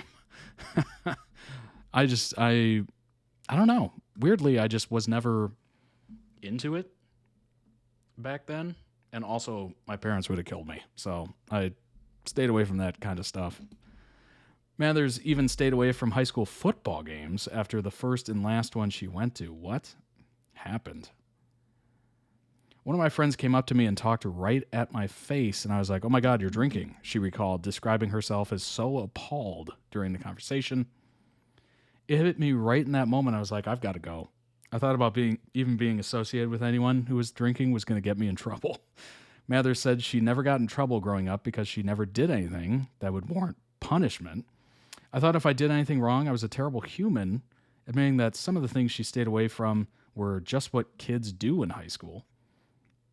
Edney described Mathers as straight and narrow at the time, but Mathers said she loosened up around sophomore year of college when she joined a sorority. That's interesting. The question is, was that how Eminem raised her? Or was she seeing what was happening to her father, internalizing it, and then going, I don't want to be anywhere near that, or a part of that, or whatever? Or was it just strict rules? That's the question. I'm assuming there was probably a little bit of it. I mean, it's kind of hard to be around somebody that's that deep in addiction and not have some, inkling of it. I get being a kid, maybe you don't, or maybe you wouldn't notice, but I don't know. It seems like you would notice, or, observe it time to time. Maybe he's acting erratically or something, who knows? But yeah, that's interesting. Number one, I had no idea she had a podcast. Number two, I didn't know any of that information about his kids at all. So that's fascinating. That is very fascinating. But yeah, I've always been into Eminem, just because he was local. Not too local. I didn't grow up at 9 Mile or something, but close enough. I was in one of the or close to one of the mile roads. So when 8 Mile came out, I was like, oh. I've seen that before. I've seen the sign. I've passed it. I think it might be about being an addict's child. I have a close friend who has been sober 5 years. Her 15-year-old is very anti-alcohol or anything like that. Haley is reminding me of my godson. Yeah, I would think so, right? I would think so. If that corresponds with everything that I've kind of heard from that situation, where if the parent or maybe somebody close to the parents, like uncle, aunt, whatever, is an addict or, currently in the throes of it, it tends to turn off the desire of it because you see all sides of it. You see like the ups, the downs, the crashes, the burning. Like it can be all over the map. Maybe they get aggressive. Maybe they get super sad. Maybe they lock themselves in the room, etc. Maybe they get angry really quick. Like there are a lot of negatives to that behavior. So I'm not surprised that kids would internalize that, and I don't want any part of that, Kind of makes sense. I think I have some family knowledge of that. I won't go into specifics, obviously, but someone in my family was an alcoholic. And I don't know for sure, but certainly 2 of the kids stayed away from it most of the time, like almost 100% of the time, just because they saw what happened and how that made them and how that made them internally feel. Like it affects everybody for sure. Yeah, that is brutal. That is absolutely brutal. Good endings though for them. That's good. Happy to hear it. Boy, that's a little bit of Eminem's life I had no idea about. I guess I haven't been too up on his personal life recently, but obviously everybody's point of reference to Eminem is 8 Mile, which is a great movie. If you haven't seen it, I recommend it. You'll get a little slice of life of what it was like growing up in that area for him and all that stuff. Like, it is a genuinely entertaining movie, and I've seen it multiple times. Multiple times. But that was very good. It's a beautiful song, beautiful music video. I loved it. Certainly it's a departure from what you would expect. Like, it's not exactly a true rap song, I guess. It's got pop, it's got rap, prap, if you will. Great chorus. Great chorus. Skylar Grey knocked that out of the park. That was beautiful. Great voice. Let's go ahead and move on. What's up, Andy? Glad you're here. Thanks for joining. Happy Friday, as always. This next one is LYKN We Let You Play, Episode 3. It does have English subs, so we will have to adjust it here. Looking forward to it. This should be pretty funny.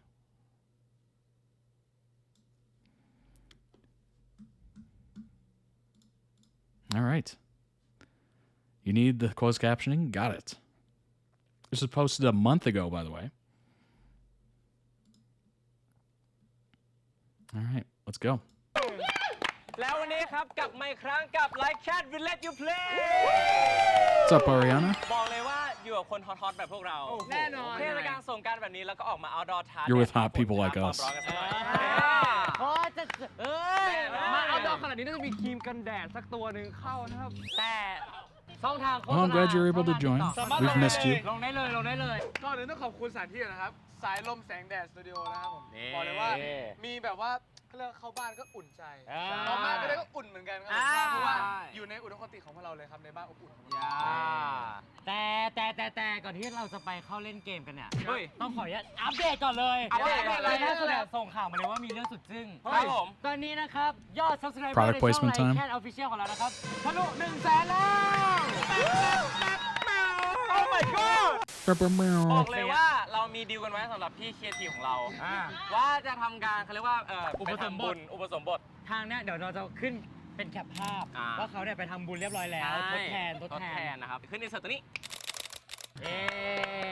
มาไหนวันนี้ยังไงมาในเนื่องโอกาสอะไรนะวันนี้เรามาในเรื่องโอกาสสงกรานต์ใช่ไหมทุกคนใช่แล้วถึงเขาหล่อเร็วจังเราจะมากันแค่นี้ไม่ได้ไงเราต้องมีเกมมาเล่นหรือเปล่ามีใครมาจะได้หวัดดีมีใครมาเพิ่มหรือเปล่าแค่นี้ไม่ได้ไม่ถึงมายืนคุยแค่นี้ไม่ได้เราต้องมีกิจกรรมให้ทำแล้วเกมของเราก็จะทำให้เราทุ่มสุดตัวแล้วพร้อมเปียกอย่างแน่นอนคือเราต้องดูชุดก่อนชุดจะเอาฟิตแล้วคือพร้อมมากพร้อมเปียกไหมพร้อมเปียกอยู่แล้วเปียกไม่กลัวเปียกน้อยตุ้ยแล้วนะตุ้ยโอเคไหนวินต้องอ่านกติกาเร็วกติกากติกุ๊กกติกอยถูกแล้วยังไม่ถูกกติกาและแค่แต่ละคนต้องออกมาถามคำถามนะครับเกี่ยวกับสงกรานต์โดยคำถามแต่ละข้อเนี่ยจะมีคำตอบที่ถูกต้องเพียงคำตอบเดียวเท่านั้นโดยที่ผู้ชายเนี่ยจะต้องเลือกตอบนะครับและเข้าไปหลบอยู่ในกล่องคำตอบนั้นๆนะครับแล้วแต่ละใครที่ตอบผิดเนี่ยจะต้องเปียกไปนั่นเองใช่ไหม Excuse me. เลือกคำตอบในใจนับ1 2 3แล้ววิ่งไป I don't know where that sneeze came from.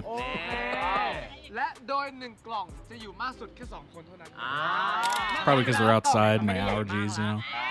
แปลว่าคนถามเนี่ยจะต้องยืนอยู่ด้านหน้ากล่องแล้วมองไม่เห็นว่าใครตอบอะไรไม่งั้นแบบเฮ้ยมันจะมีการพิรุธหรือแบบเราเข้าไปกล่องที่แบบเพื่อนตอบผิดเงี้ยเราก็แบบเฮ้ยเราพิรุธไม่ได้ I mean, those are strong allergies. If you sneeze while you're inside, looking at the ว่า outside. ใครจะเป็นคนถามคนแรกโดยการโอนน้อยออกแล้วกันมา1 2 3โอนน้อยออกช้าไปเลยออกช้าผ่านคนแรกได้เลยไม่ได้เหรอ1 2 โอนน้อยออกคนแรกอันนี้ถามคนแรกน้อยออก3 คน2น้อยออก3ไปยิงชุบคนสุดท้ายโดยที่เราได้รับการกระซิบกระซาบมาบอกเลยว่าเป็นจากตุ่นใต้ดินแห่งเมืองไทยกระซิบขึ้นมาบอกเราว่าคำถามแรกเป็นน้ำธรรมดาเราไม่ได้โฟกัสว่าน้ำธรรมดาคืออะไรคำถามต่อไปไม่ใช่น้ำธรรมดาบือคำถามต่อไปหรือมันอาจจะเป็นน้ำเย็นหรือเปล่าหรือว่าน้ำหวานหรือว่าน้ำหวานหรือว่าแป้งเย็นหรือว่าจะเอาอุกกาบาตมาใส่หรือวันเราไปดูกันแต่พร้อมกันแล้วไปดูกันเลยครับคำถามแรกนะครับเพลงฉ่ำของศิลปินLYKN X จุงปอนนะครับที่ปล่อยมาในวันที่4 เมษายนปี 2024 นะครับที่ร้องว่าช่ำชะดำช่ำช่ำชะดำช่ำช่ำชะดำช่ำช่ำช่ำช่ำช่ำช่ำจากเนื้อเพลงนะครับมีคำว่าช่ำกี่คำครับผมคำตอบที่1นะครับ 90 ครับคำตอบที่ 2 ครับ 94 ครับคำตอบที่ 3 98 ครับคำตอบสุดท้ายครับ 104 ครับ109 ครับผมคำตอบในใจผมมีคำตอบในใจเพราะว่าผมเนี่ยเป็นหนึ่งในผู้ประพันธ์เพลงนี้ด้วย ว้ายถ้าตัวผิด ไม่แต่ว่าผมแต่งท่อนแรปไม่ใช่นั้นโอ้ยถ้าพวกคุณพร้อมแล้วมีคำตอบพร้อมแล้วใช่ไหมพร้อมแล้วจริงเหรอเริ่มแล้วแต่มันห้ามเกิน2คนนะกล่องนึงอ่ะ ก็ต้องรีบวิ่งก็ต้องวิ่งให้ทันไปตบตีกันเอง เฮ้ยเดี๋ยวพึ่ง1 2 3ตอบครับ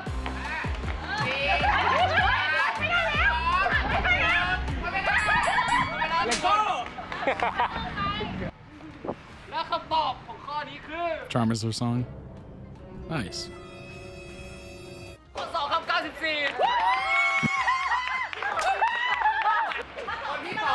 You know what's funny? You can tell who's used to like holding a camera and who's not. เราถูกแล้วเนี่ยเราข้อดี ถูกเหรออันนี้ 94 ไม่ใช่เหรออันนี้ข้อ3ไม่เป็นไรเราผิด คือเราอะตอบถูกแล้ว แต่เราวิ่งเข้าผิดกล่อง แล้วข้อนี้นะครับ คนที่ตอบถูกคือเลโก้ดีใจไหมครับแล้วมาดูกันว่าในข้อที่ 4 เนี่ยเป็นใครกันนะครับ 1 2 3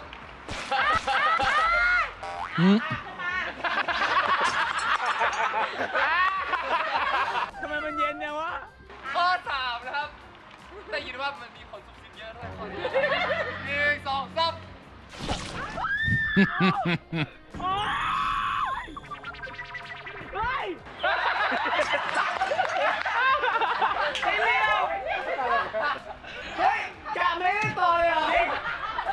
ก็ข้อนี้นะครับทุกคนจะต้องดูรูปภายใน 10 วิและจดจำรายละเอียดได้แล้วเดี๋ยวผมจะมีคำถามมาถามพวกคุณ What is this gonna turn into? Right now it's just plain water. 1 2 3ดูรูป1 9 8 7 6 5 4 3 2 1 0จำได้หรือเปล่าไม่ได้เมื่อกี้ไม่ให้ดูทำไมอ่ะให้จำรูปเฉยให้จำรายละเอียดจำมาฮะและคำถามต่อไปการเล่นน้ำสาดน้ำนะครับเป็นกิจกรรมยอดฮิตของเทศกาลสงกรานต์เลยและความเชื่อมุมหนึ่งนะครับของการสาดน้ำเหมือนเป็นการชำระล้างสิ่งที่ไม่ดีออกไปจากชีวิตนะครับให้ไหล I mean, this is such a great ในการเล่นน้ำสงกรานต์ให้ปลอดภัยเนี่ย holiday, whatever you want to call it. และเลี่ยงน้ำที่อาจจะแบบปนเปื้อนกับ I love it. มีเชื้อโรคได้นะซึ่งคำถามก็คือจากภาพเมื่อสักครู่นี้มีปืนฉีดน้ำเทียมช้อยแรกนะครับ15 อันช้อยที่2 9 อันช้อยที่3 8 อันและช้อยสุดท้าย7 อันพร้อมนะทุกคนผมนับ1 ถึง 3แล้วทุกคนวิ่งนะ1 2 3 It's just amazing. เรามาดูกันดีกว่าว่าใครจะโดน It's such a great tradition for New Year. นี่น้ำยังอยู่ในหูอยู่เลย Oh gosh, there's nothing worse than swimmer's ear. และคำถามนี้นะครับใครที่ตอบผิดจะต้อง Pretty sure I lost an octave in my ear, my right ear, because of swimmer's ear. รอไม่เปียกอยู่แล้ว จริง ใส่แว่นรอ ใส่ไปรอผมนี่เซ็ตผมรอแล้วข้อ2ช้อยนะโอกาสข้อละ 25% อยู่แล้ว Or not an octave, a frequency, I guess. และคำตอบที่ถูกก็คือใช้4นั่นเองครับผม7 อันนะครับ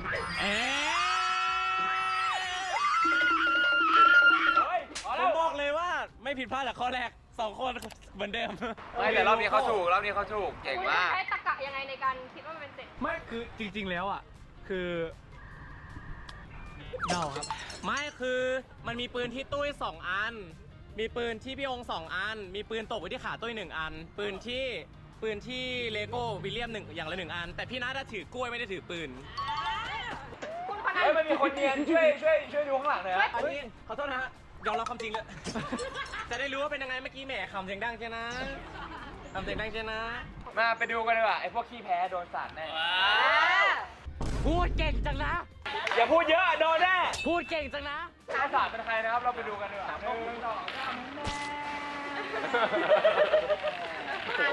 ช้าด้วยเต็มกราฟเฮ้ยเหลือขันนึงอย่าเพิ่งเรียก Well, I just realized my keyboard batteries have died, so I can't stop this. คุณเบอร์2คุณอยู่เฉยๆเขาแอบหนีครับทุกคน So after this is over, เอานะ I'll เล change โก้ it. ใช่หรือเปล่าใช่เลโก้ด้วยนะ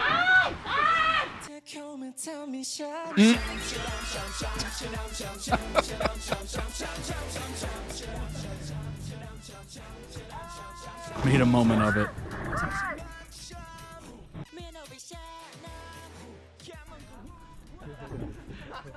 ทำไมผมแต่ละคนมันยังอยู่เป็นทรงวะ เป็นไอดอลไง ถ้าผมลาดไม่โดนหัวไง เอาจริงไหมตอนแรกกะแบบฟิลแบบเดาแต่พอโดนขันแรกน้ำเย็นไป ผมตั้งใจเล่นเลยตอนนี้คือตอนนี้เขาไปประชุมคำถามกันแล้วครับ ครับ แล้วคุณคิดว่าคำถามครั้งนี้ ตอนนี้เราทุกคนเปียกหมดละ น้ำมันก็ไม่ได้เย็น เย็นโคตร เลโก้บอกน้ำไม่เย็นครับ โดนไปขันอยากได้อีกสักขันเลย อันนี้อะไรขันคำขันนะครับผมมาถึงคำถามที่ 3 นะครับผมเป็นตามผมบ้างจะมีเวลาให้ดูรูปนะครับ10 วิให้คุณเก็บรายละเอียดให้มากที่สุด มาแล้ว เหมือนเมื่อ เก็ กี้ บ เลย รายละเอียด ว่าข้างในนั้นนะครับผมมีอะไรแบบแปลกตาบ้าง1 2เดี๋ยวไปต่อที่ เวลาเธอ ลูกตีนิดเปอร์ ลุงอะไรนะ ลูกเตอร์นิดปีป่ะ ลุงตีดินเปอร์แล้วทำไมผมเลโก้เป็นแบบนี้ดาวินชี Da Vinci. เฮ้ยมัวแต่เมาส์ หมดเวลาแล้ว คำถามของคุณนะครับคือและแค่ในเพจ EP4 นะครับผมตามหาหมาป่าตามห้าหมาป่าพาไปเที่ยวสงกรานต์กันได้ฉ่ำนะครับเมื่อไหร่แค่ก็ได้ทำกิจกรรมด้วยกันนะครับล่องเรือไหว้พระและปั้นดินเผานะครับ โอ้เยอะมากวันนั้นสนุก จ มา ริ ก งสนุกมากวันนั้นสนุกมากถือเป็นตัวอย่างหนึ่งในกิจกรรมนะครับที่ทุกคนจะได้ใช้เวลาร่วมกันกับเพื่อนๆนะครับครอบครัวในวันสงกรานต์นะครับและคำถามก็คือคุณลุงในภาพชื่ออะไรครับ พร้อมแล้วแต่ คำตอบที่ 1 คือลุงรง ลุงรงคำตอบที่ 2 คือลุงตีคำถามที่ 3คำตอบที่ 3ลุงติคำตอบที่ 4 คือลุงประกิตโอ้ยให้เวลาคุณ3 วินาที3 2 3 2 1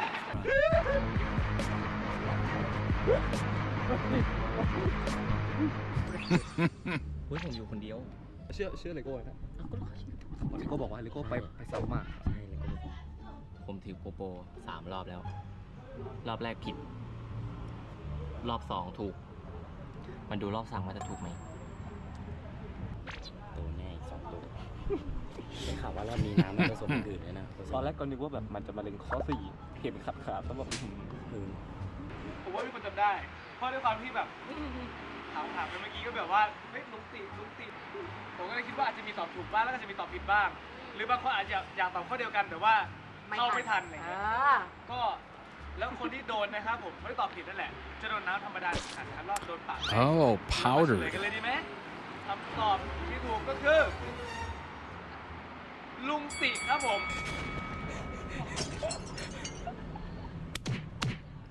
ใครอยู่ก่อนที่ 3 บ้างขอเสียงหน่อย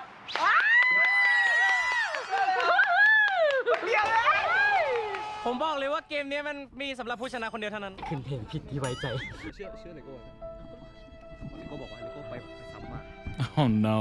Oh no.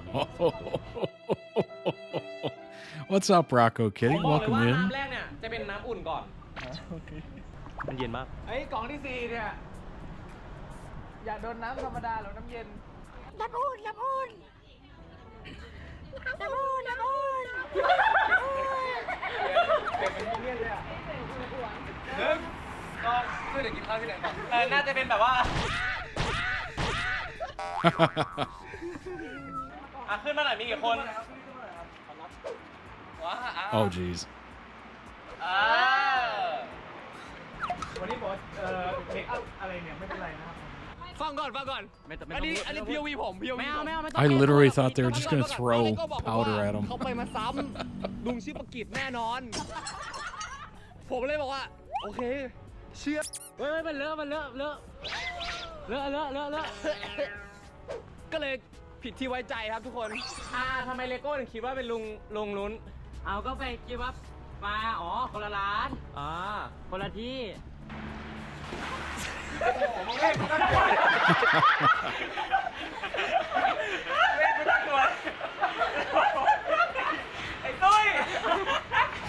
ไอ้ตุ้ยไม่ได้เป็นคนโธ่แม่ก่อนแก้มด้วยโอ้ยทำดีๆไม่ต้องเข้าปากได้ไหมไม่เข้าโอเคเอาต่อเลยหมดแล้ว Oh, it's a part of it? Nice. ตอนแรกคิดว่าอยู่ตรงนี้ไม่เหรอก็ดูกันอยู่ไม่เพราะว่าย้อนกลับไปพี่นัทเป็นคนบอกว่าลุงติดินเปิดกูก็งงเอ้าแล้วไม่วิ่งมากับกูกูก็ลุงติกูก็วิ่งมาลุงติแล้วนัดไปไหนติอยู่นี่นัด Sign of protection for evil. Nice. 2ลุงติอยู่3เอาเหรอ คุณผู้ชมทุกท่านอยู่กับคำถามข้อที่4แล้วนะครับกับไลแคนดีเลยจุก I like it. I like it. I like it. มาคำถามนะครับก็คือเดี๋ยวเราจะมีภาพให้ดูเป็นเวลา10 วินาทีอีกแล้ว10 วินาทีแล้วผมบอกเลย The swap shoes. Anybody see that? Oh, I wish I had that keyboard working. See?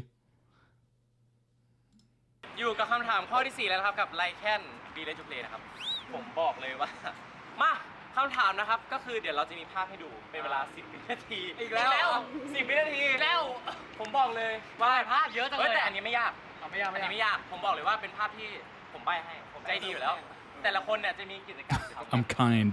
ดูนะว่าแต่ละคนทำกิจกรรมอะไรงั้นภาพมาเลยครับ1 2 3 4 5 6 7 8 9 10ปุ๊บปิดคำถามคือโจทย์ในข้อใดไม่ได้อยู่ในรูปเมื่อกี้ครับแปลว่าคุณต้องจำให้ได้นะว่าเมื่อกี้มีอะไรบ้างและอันไหนที่อยู่นะครับผมโจทย์ข้อที่1นะครับผมก่อเจดีไซน์ข้อที่2สาดเล่นน้ำนะครับผมแบบสาดน้ำนะครับข้อที่3เล่นว่าวข้อที่4นะครับรดน้ำดำหัวผู้ใหญ่นี่ผมว่าไม่น่ายากเกินความสามารถโอ้ยง่ายๆ easy อยู่ที่ความไวแล้วอันนี้ ข้อนี้บอกเลยว่าเป็นน้ำเย็น2 ถัง แล้วยังแป้งอีก 2 bowls of cold water. สู้นะทุกคน 1 2 3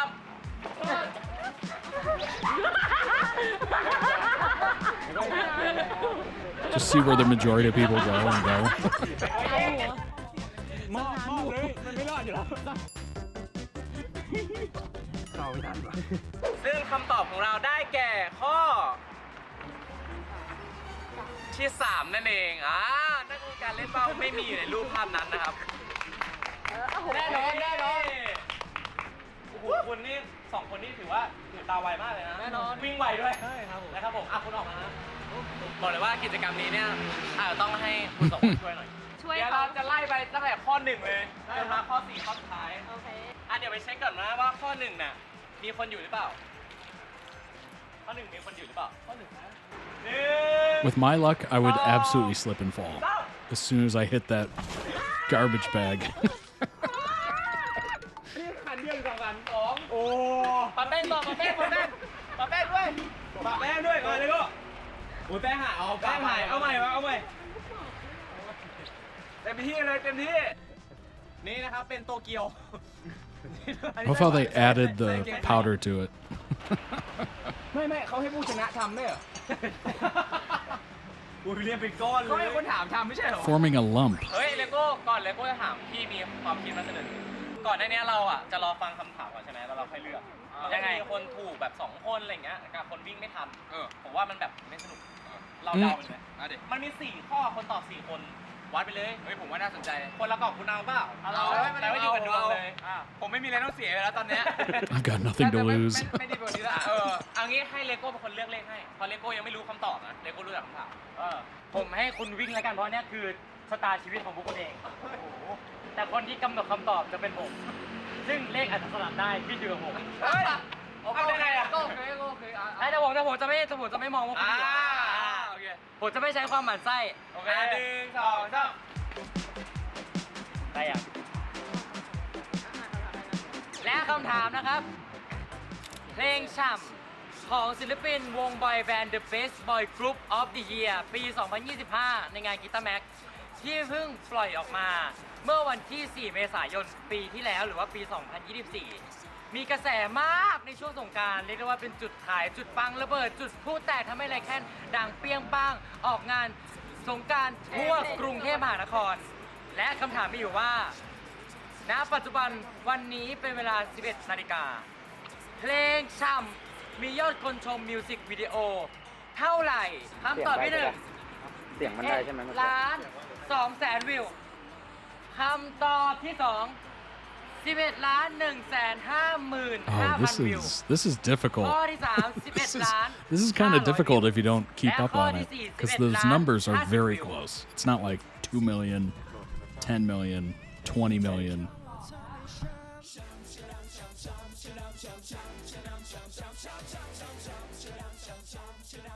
ข้อที่ถูกนะฮะ คือ 11,155,500 วิวนะครับผม หรือว่าคำตอบที่ 2 นั่นเองนะฮะยินดีด้วยนะกับผู้ชนะนะครับผมไม่ใช่ว่าเรา Just an appetizer. อันที่ 1 นะ เงียบกริบนะเงียบกริบยังทนไหวนะยังทนไหวไปกันต่อ เราจะสานไปเรื่อยๆ ต้องมีปุ๋ยเก็บเลยบอกยินดีนะครับคุณ นี่เห็นเป็นเลข 11 เลยเพราะได้ 11 ล้านต้นต่อไปนะ ดูต้นต่อไปดีกว่าโอ้ยหนักเฮ้ยร้องดังไปเปล่าอันนี้ไม่โดนนานเฮ้ยจะมาเตะขึ้นมาไม่ไหวแห้งถึงนี่ตัวเองไม่โดนแป้งเลย Depending on the day, that would feel amazingly good.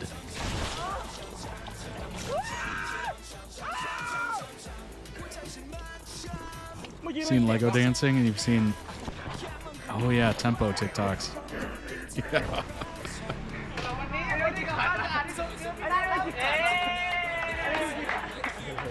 I do remember that. Lego is an unbelievable dancer.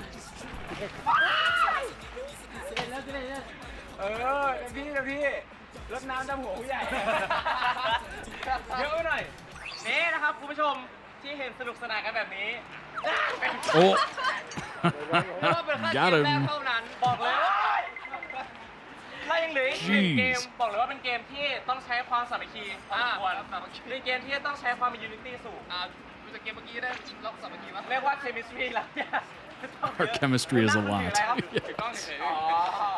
โดยเกมต่อไปนะครับชื่อเกมว่าสงกรานต์ส่งน้ำมาบอกเลยครับเป็นเกมที่ให้ทั้ง5คนเนี่ยรวมใจสามัคคีกันเนื่องในวันสงกรานต์นะครับผมส่งน้ำข้ามหัวโดยการใช้ภาชนะที่ได้รับนะครับโอ้ยเพื่อให้น้ำในปริมาณที่กำหนดภายใน3 นาทีนะครับโดยจะมี2 ใน 5 คนที่จะโดนปิดตานี่มันเป็นอย่างนี้คือสมมติอันนี้คือภาชนะที่ได้มาต่อให้เป็นแถวต่ออย่างนี้ผมตักน้ำมาแล้วก็ส่งน้ำไปแล้วก็ส่งไปเรื่อยๆจนได้น้ำที่กำหนดเฮ้ยผมว่ามันคงไม่เปียกเท่าเมื่อกี้หรอกมั้งก็ลองดูเพราะไม่มีคนโดนปิดตาไงผมเป็นไม้สุดท้ายผมเป็นไม้แรกเองผมเป็นไม้2อ่ะไม้3 I'm last. อะไรก็ได้1 2 3 4 5 It's like volunteering to give a speech in front of the class. Teacher's just like, who's first? Nobody says anything. I never thought to go, I'm last. Then again, the teacher probably would have been like, you're first. Oh!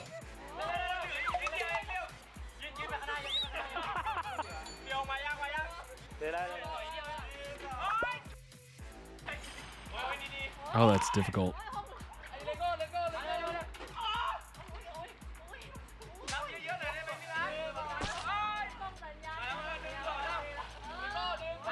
Oh, that was pretty good. Oh, geez, too much of a splash.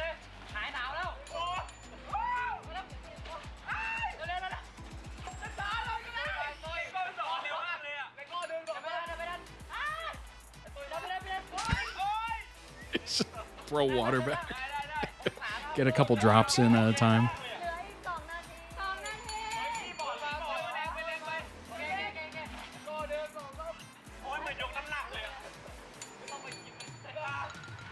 Grass is getting a good watering. Yeah, indeed.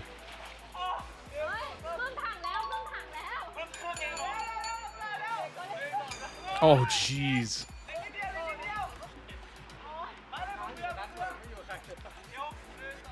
Well, you won't have to wash your clothes after this.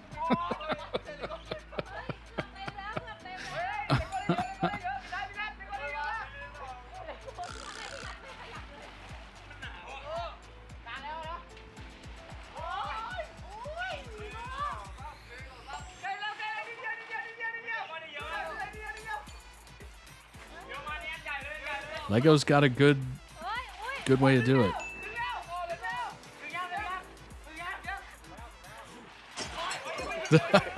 I'm just gonna soak people behind him.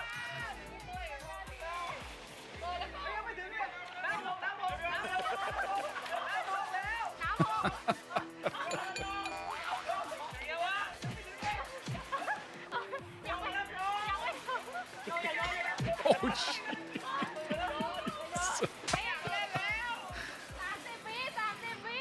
I don't want to play anymore. I'm done.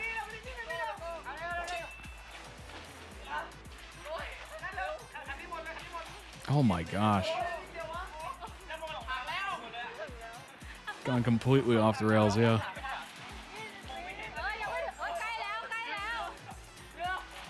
Oh, jeez. Nut is almost a victim in this? Yeah.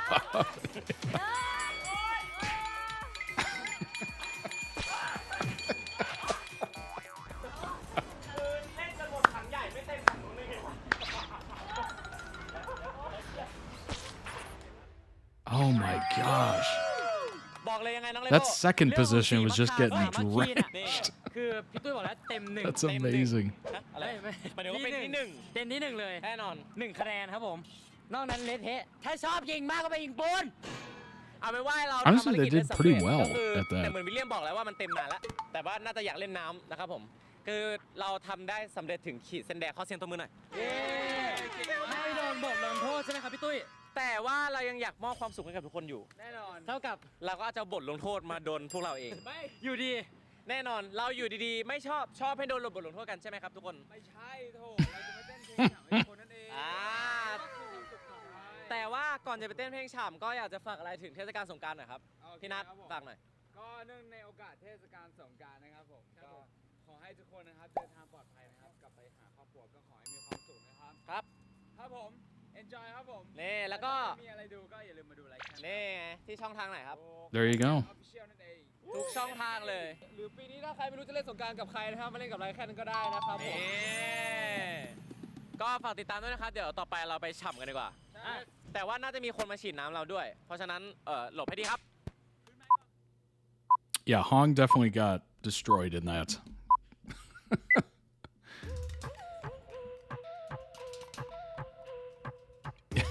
True. I was taking mental note of that as well.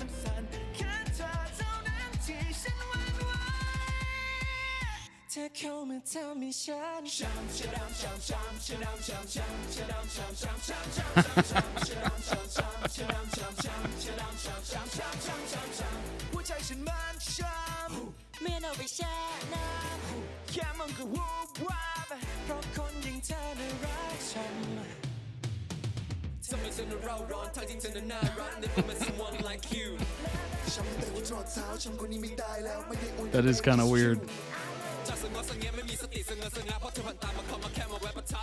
แป๊ะเรียกว่าLYKNก็มากับช่วงอะไรพูดอะไรอ่ะก็บอกเลยว่าปีที่แล้วLYKNเนี่ยมีฉ่ำใช่แล้วปีนี้มีอะไรมีชุ่มแทนชุ่มได้ชุ่มอ๋อแค่เปลี่ยนด้านนะครับเดี๋ยวเล่นพร้อมกันเธอเข้ามาทำให้ฉันชุ่มชุดุมชุ่มชุ่มชุดุมชุ่มชุ่มชุดุมชุ่มชุ่ม You can't even do the old dance right. ครับผมทุกคน ก็ต่อไปใครถาม ผมแกกันนะเอาบ้างเลยโกโก้นึง Oh my gosh. อุ้ยน้ำเย็นมากเลยอ่ะ1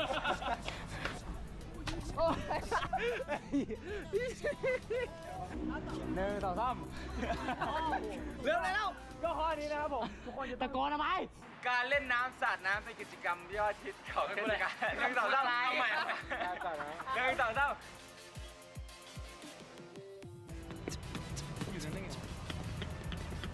บายบายแม่บายบายเดี๋ยวจะมีอะไรอ่ะเนื่องครับจะมีเวลาให้ลงพวกเราLYKNก็ไปเที่ยวแต่พวกเราLYKNก็ได้ไปเที่ยวอ้าวเฮ้ยทำไมมึงป้ายน้องน่ารักกับวิลเลียมมึงป้ายกูดิน่ารักก็ได้อยู่ แต่ดูกูไม่ไหวเลย เปิดคลิปมายังหล่อเลย Literally looks like they're in a spa. It's like a mud mask or something. แล้วก็เซอร์หน่อยโอ้โหพี่ละพี่ Amazing. Amazing. Oh my gosh. That was chaotic and wonderful all in the same time. That looked very fun, you know, to be a part of that and everything. Obviously, the dancing at the end without Jung and Pond is very interesting. Oh my gosh. Throw a like on that. Link down below in the YouTube description for the original video. Go throw it some much deserved love. That was extremely fun. I like the fact that, you know, I've said this before, but it's amazing to see a bit more of the personality, the people, doing these fun videos, fun events, and actually getting closer to the artists you enjoy and love and all that stuff. You know, it's very interesting to get like a front row seat to personality and all that, their humor, how they bond. You usually don't see that. You know, maybe a short reel or video on X or something. Like, you never really see much of that from other groups. So it's very interesting to see that. And I enjoy it quite a bit. Now let's go ahead and, since I can't post that to Twitch chat right now, I'm going to go ahead and swap some batteries for my keyboard, which apparently died. So I will be back very soon. So hold on. We'll go over some information for LYKN and continue the stream, but I need some batteries right now. Technology. That's what I get for using a battery keyboard, I guess. But I'll be right back.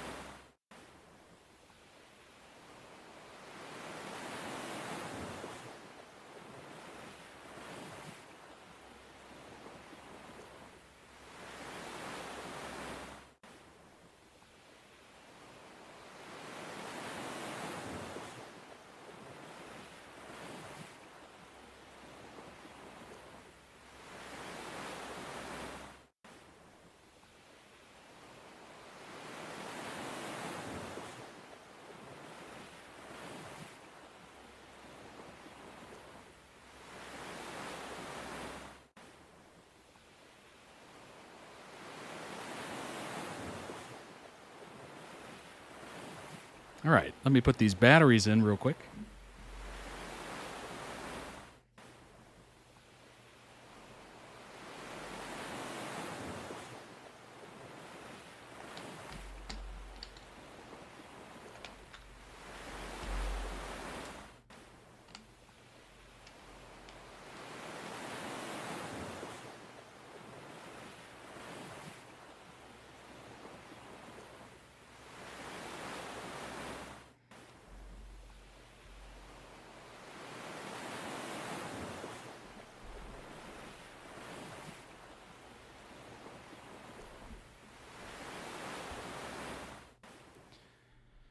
All right, there we go. I think it's working. Is it working? Let's try it.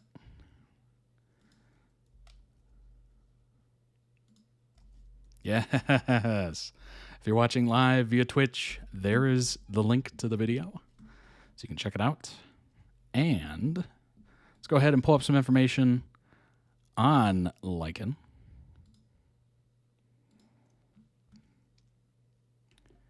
Boom. Sunday through Thursday is an interesting schedule. Definitely a nice weekend there. Friday is always a good day to have off. Hope you feel better there, Jace.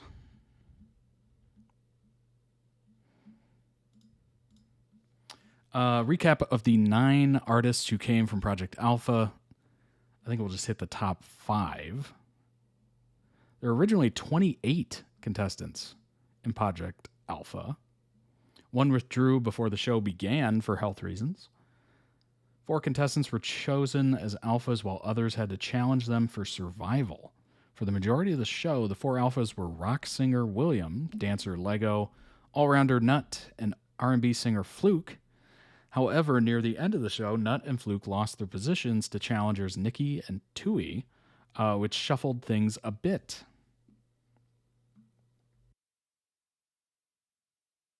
As the show ended, William, Lego, Tui, Nut, and Hong became the final winners and were signed by GMMTV, becoming a boy band called LYKN, which has released 3 original songs, 1 collab with Sizzy, and a number of covers. 3 other contestants, namely Fluke, Keen, and Ung Pao, were also signed immediately as well. Then over half a year later, Ashi was also signed just in time for the 2024 Part 1 lineup announcement. Some other contestants appeared in the GMMTV series. Korn was in Wednesday Club, Time and Boss, and Cherry Magic, but they did not become GMMTV artists. You got William. The ultimate winner of the show was given the special title of King of the Alphas at the end. Gimmicky move to free up his alpha position in order to increase the members from 4 to 5. In the show, William was a very strong vocalist who sang Tilly Birds and Jeff Satter songs, but he also quickly learned to dance and rap, making him unbeatable. William was a vocalist of his street band before joining the show. He plays a guitar and piano, is a vocal major at his university. After the show ended, he became a member of LYKN, sung a cover with I, and had a solo release, which was Last Twilight. GMMTV has not cast him in any series. Jeez, that seems weird.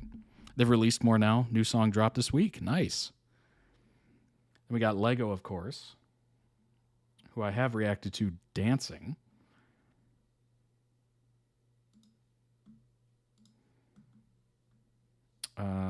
Okay.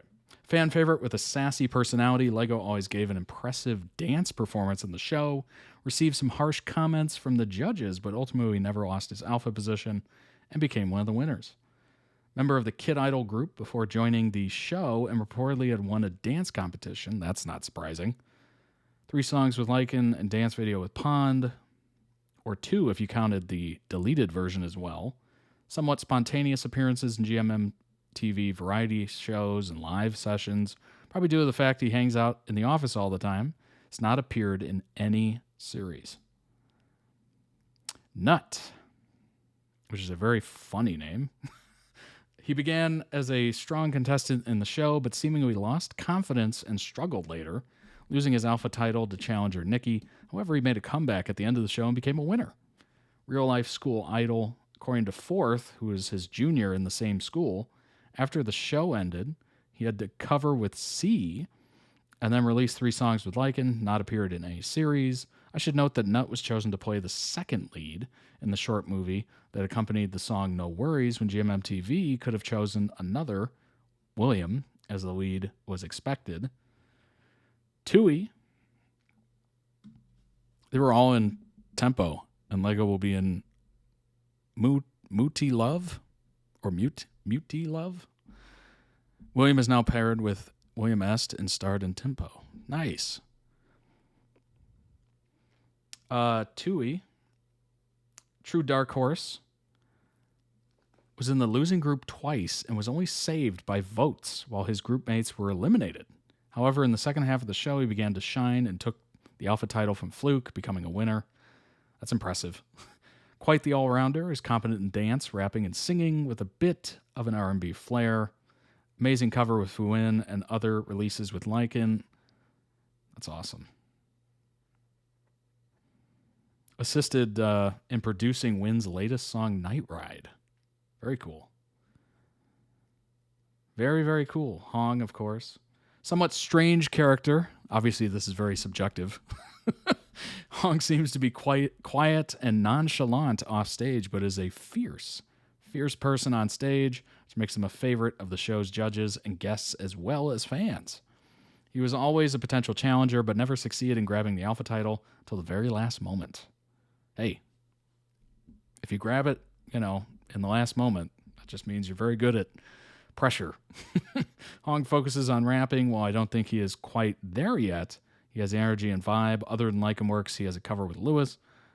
He is not an actor yet, but I personally think Hong has a potential, and his look should at least sell in Thailand. Currently a classmate of Gemini. Wow.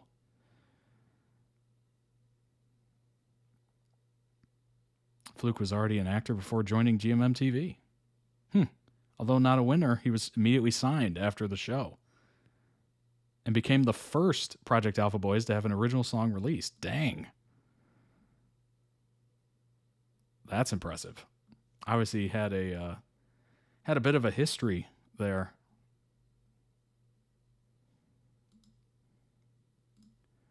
Now, when it comes to this website, we know it's not 100% accurate, but feel free to let us know what is the truth. If I'm not mistaken, this is the website that usually has like shoe sizes and blood type, which is always interesting. Pictures for the new song. Nice. Did it when it counted, yeah. William and Hong are not in any series for 2025. Jeez.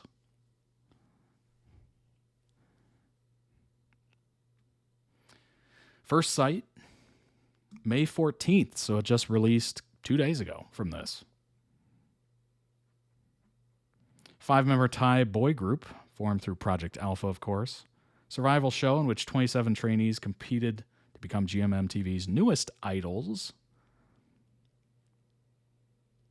The question is, are they going to start getting more work? That's the question. LYKN is a homophone of lichen. It refers to the human ability to transform into a werewolf at any time. Fandom name, Like You. That's funny. I like that. Let's see, we got Nut first. Born in 2003, Taurus, blood type A. There you go. For all those wondering. Engineering, favorite color is blue, same. Although you could probably tell that from the branding colors. Phrase he says a lot is, that's right. Favorite movie genre is superhero movies, especially the Marvel ones. Specifically, the Iron Man trilogy. Good call. Yeah. That first Iron Man movie was amazing. Nut is afraid of roaches. Who isn't? Right? But he thinks they're cute while they're walking. Nope. You lost me in the second half. Had me in the first half, lost me in the second half. There is nothing cute about roaches. He has an older brother, wants a Pomeranian. Favorite smell is the smell of vanilla and chocolate. Two very good smells. Vanilla, of course, is a very typical candle scent. Started dancing at 16 to 17, singing at 18 to 19, so right around the same general ages. Usual sleep position is in the starfish position. Well, that is information I didn't think I would get. Favorite food is pizza. Oh, can't go wrong with a good pizza. Wants to visit the Grand Canyon. Well, that's easy to do. It's just in Nevada, I believe. Roach is cute? Hell no. Absolutely not. Absolutely not. His favorite thing to eat is anything chocolate. I get it. I totally get it. He lost me at pizza. Hong. Rapper, born in 2003, a Libra. Blood type O. That's a great blood type. It's known as the universal donor, I believe. Arts and Science and Integrated Innovation. What an interesting degree.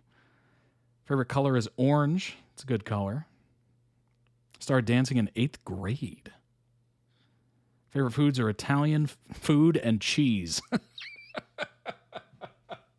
Just straight up cheese. Give him a block of cheese. I relate. I relate heavily to that. He lost me at roaches being cute. Yeah, absolutely.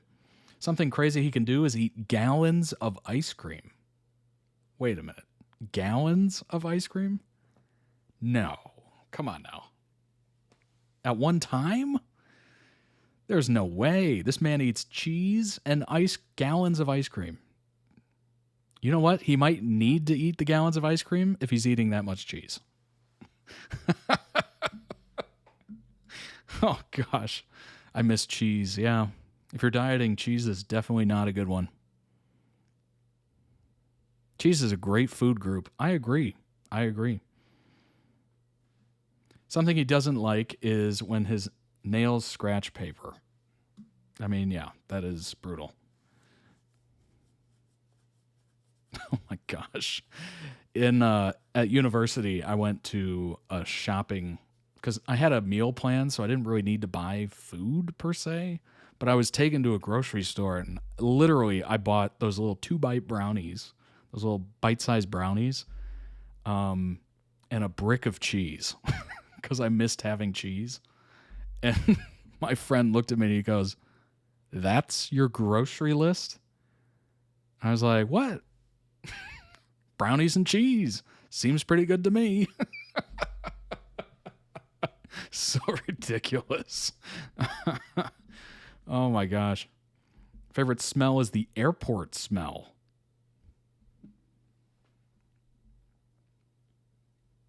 What would you call that? Like dust and public? The public and dust? The public's dust. Airport smell. Lactose intolerant nightmare. Indeed. Word he says often is quite. Quite possibly his favorite word. Wants to get a platypus because of Phineas and Ferb. That's awesome. How's the airport smell? That's a good question. I don't know. I mean, I'm sure if you've been to an airport, you can realize sometimes it doesn't smell very good. Especially those bathrooms. Oh! Oh my gosh. All right. Tui. Born in 2004. Aries. Blood type unknown. Communication art. It's definitely to be good to be in communications when you're, doing with the press and everything. Afraid of heights. Yeah, same. Darkness. Same. People leaving him. I mean, yeah, aren't we all? I guess.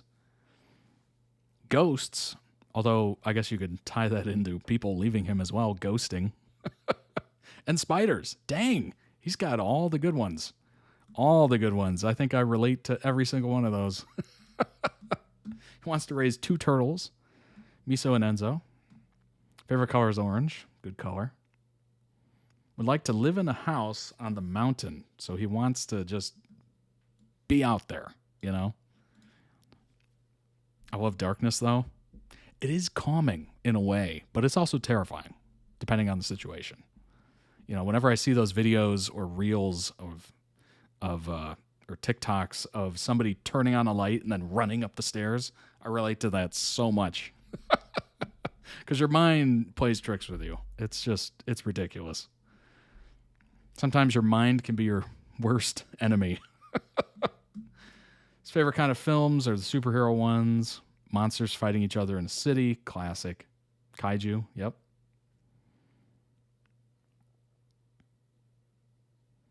Started singing when he was 6 or 7. Wow. Beatboxing and playing the drums. Okay. William. I run fast, yeah. You never run as fast as when you're in the dark, you know? Airport smell, unwashed masses, and depression. Oh my gosh. I am so sorry I missed that, Jace. That is very funny. It's very funny. And accurate. That sounds extremely accurate. William, born in 2005. Blood type O, again, universal donor. Aquarius. Music theater department. I mean, that makes sense, right? Likes watching love series. His favorite is 18 Again. Favorite color is blue and black.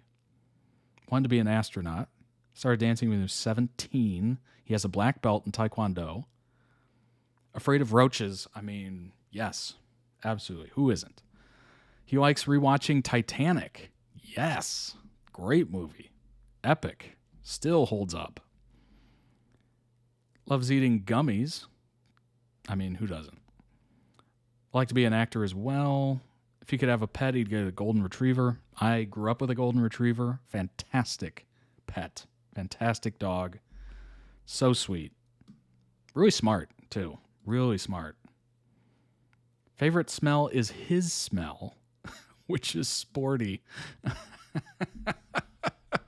What's your favorite scent? Me. Everything else is just not as good. Oh my gosh. He would like to visit the mountains. Well, hey, he can visit the house on the mountain. Papaya salad, grilled pork jowl, grilled pork breast. Interesting. Okay. Says like a lot. That happens. Southern Thai dialect. So it sounds like this. Little American humor there. Started singing when he was 13 to 14. Nice. We got Lego, of course. Of course. Used to have a big teddy bear. When my dad sent me down to the basement to get him a beer, I would take the bear and have it look around the corners.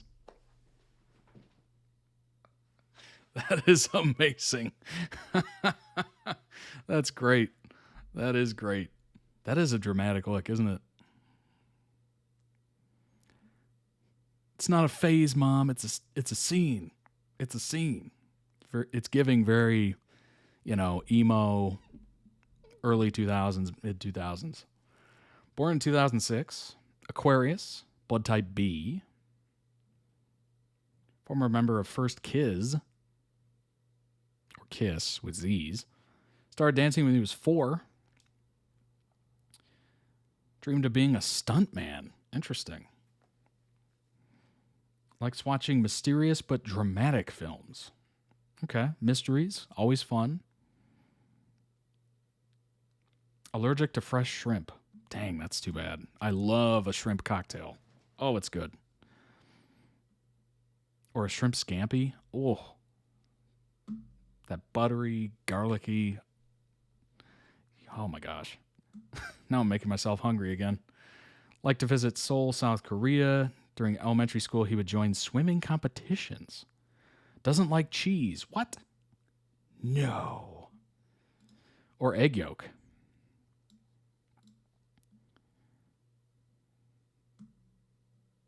I will say egg yolk is a very interesting part where you could, it's like you order eggs, like you order steak. Over easy, well done, over hard, I guess it's called. Sunny side up.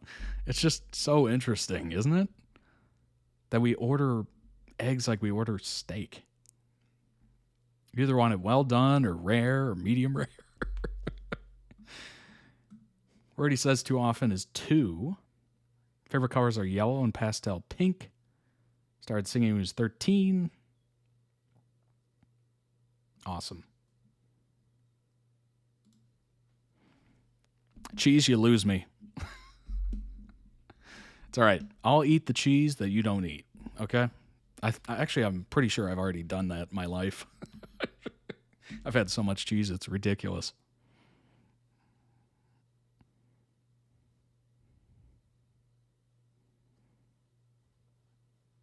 Those choices only exist in America. Oh, really? That's interesting.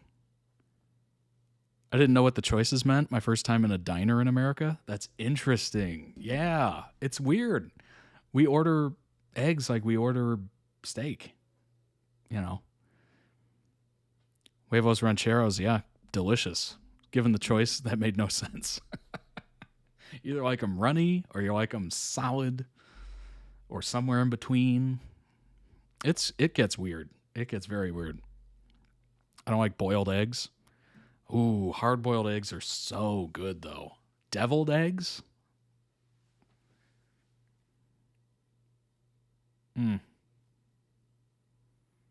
Dang. Can't eat cooked yolk. I don't know why. Might be a texture thing, maybe. You know, it is definitely a different texture when you hard-boil eggs. There's soft boil as well, where the yolk is still runny, but the outside is all cooked. It's very interesting. Over easy, sunny side up, scrambled, soft boiled. Yeah, it's crazy how many ways you could do eggs.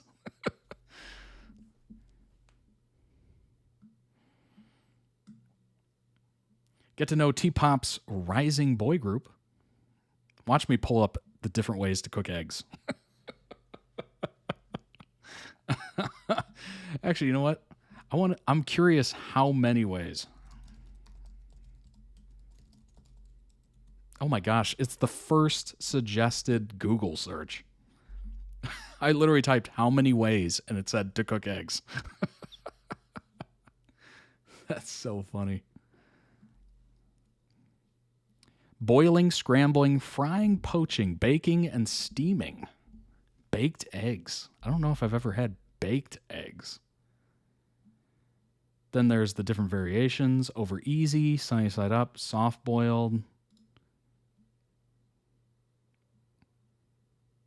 Boiling, soft boiled, or hard. Frying, sunny side up, over easy, over medium, which is kind of like hard but not runny, runny but not hard kind of thing. Over hard, of course, is just a solid yolk. Scrambling, soft scrambled, often called wet or hard scrambled. If you watch any of the Gordon Ramsay videos, he soft scrambles. So they're kind of wet when he puts them on the plate because he adds that creme fraiche or whatever. He takes them off the heat a lot. Poaching, egg cooked outside of its shell. Baking, shirred? Eggs cracked into a dish and baked in the oven. I have never heard of that before. Baked eggs. Weird. Coddling. I think I've heard of that before. Microwave. Microwaved eggs. Basted, creams, fried, deviled. Deviled is so good. Oh my gosh. Pickled. Yeah. Look at that. Isn't that crazy? Wild.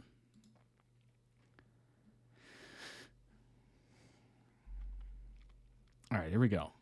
Here's a interview. What are your favorite late night snacks? Ooh, after a performance or event. Scottish eggs. Yep, Scotch eggs. Hope to see LYKN in LA when they come in September. Cool, Maribel. Microwave eggs, if done right, are pretty good. They come out fluffy. I do know this. If you put an egg in the microwave with the shell on, it will explode. That's just kind of a pro tip, I guess. If you do put a solid egg in the microwave and turn it on, it will explode after a while. Nut yogurt. Okay, that's good. Lego, mine is a bigger meal like barbecue grilled pork. Yes. I'm assuming you sweat a lot after those performances. They're long. They're hours long. You're tired. I would want a big meal, I would assume. I would choose cheese and dry fruits. Yes. Yes. Hong is one with the cheese. William, for me, it's some kind of dessert or Hainanese chicken rice. Interesting. Tui, I like everything that's fried. Me too. Chips, fries, fried chicken. Oh my gosh. Speaking my language right there. What are the most played songs on your playlist right now? We have pretty similar tastes, so we're going to say it together in 1, 2, 3. Should we act surprised they picked by LYKN? Media Training A+. Yeah, to be fair, their second and latest release is also our most played songs this summer. That's funny. Who's the best at keeping secrets among the members? William said, I think it's P2E. Lego said, I think it's me when it comes to keeping my own secrets. But in general, I choose P-Hong. That's funny. Cooking tips with Todd. Yeah. I don't trust myself at the microwave. Oh my gosh. I am terrible at cooking rice, I will say. That is the one thing I completely struggle with. So, might have to do a tutorial on that. How not to cook rice with Todd.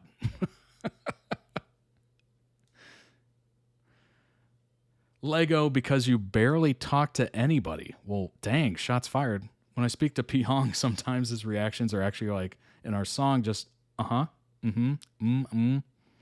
But he is more and more talkative nowadays. Hong, okay, fair.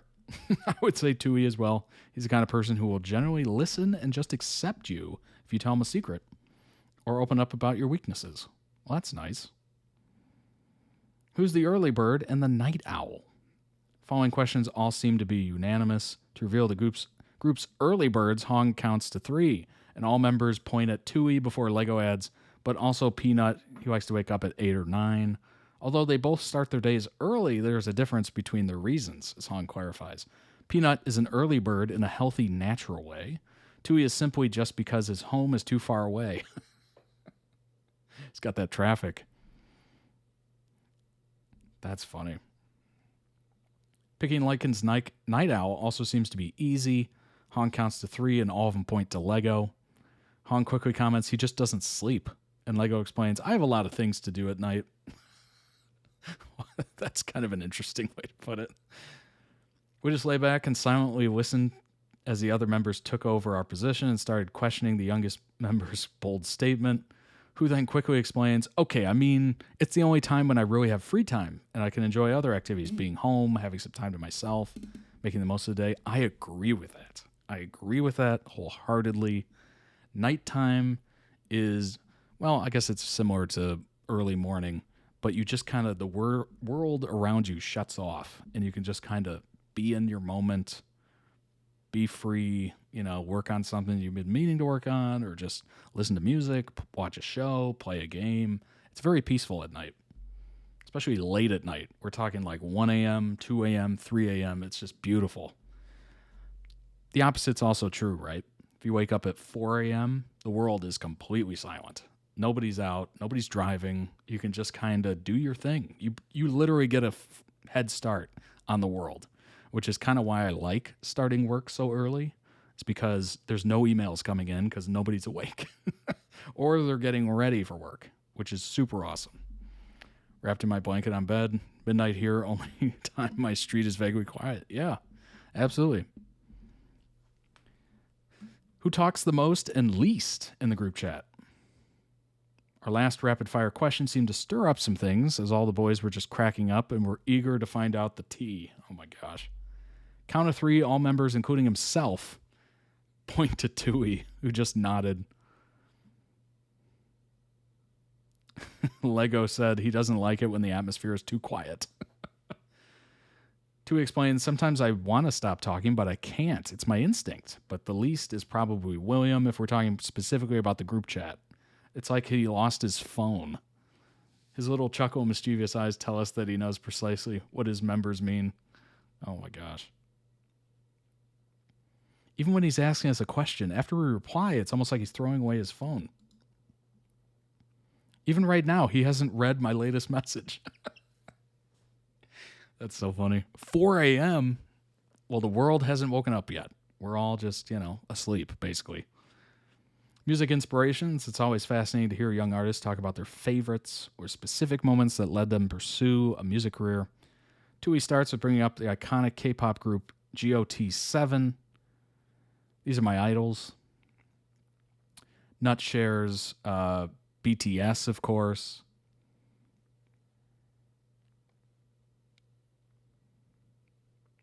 William said Tom Isara, I think.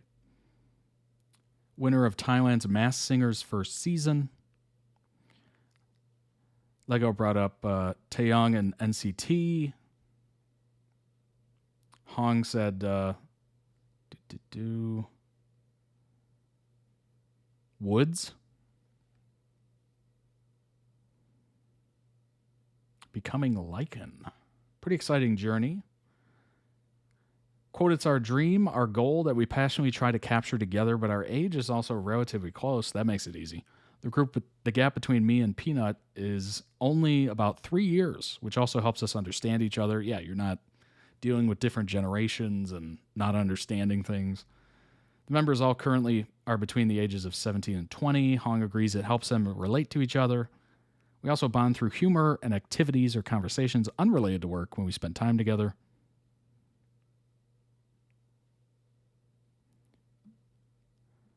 Tui's the first to open up. I think a lot more carefully than before because whatever I do now will also affect and reflect on the rest of the group. William continues, I think we all became more aware, as in knowing and understanding each other and liking taking our likes and dislikes into consideration. Hong says, I also understand myself more, what I'm capable of, what I need to picture more. Yeah, I mean, especially if you're in the spotlight like that, you're going to grow as a person so much, so much. How to deal with press, how to deal with fans, how to comport yourself, how to represent the group, etc. 17 to 20, I feel old even though I'm 22. Okay, Andy. You took that opportunity. I see it.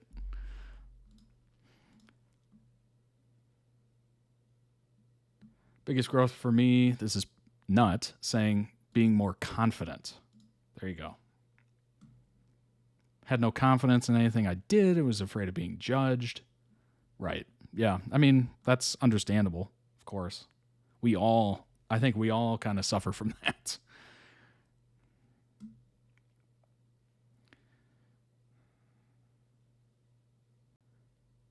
Regarding T-pop, Lego said all artists and groups have their own style, but we share the same goal, letting everyone around the world know how much talent Thailand has. Nice.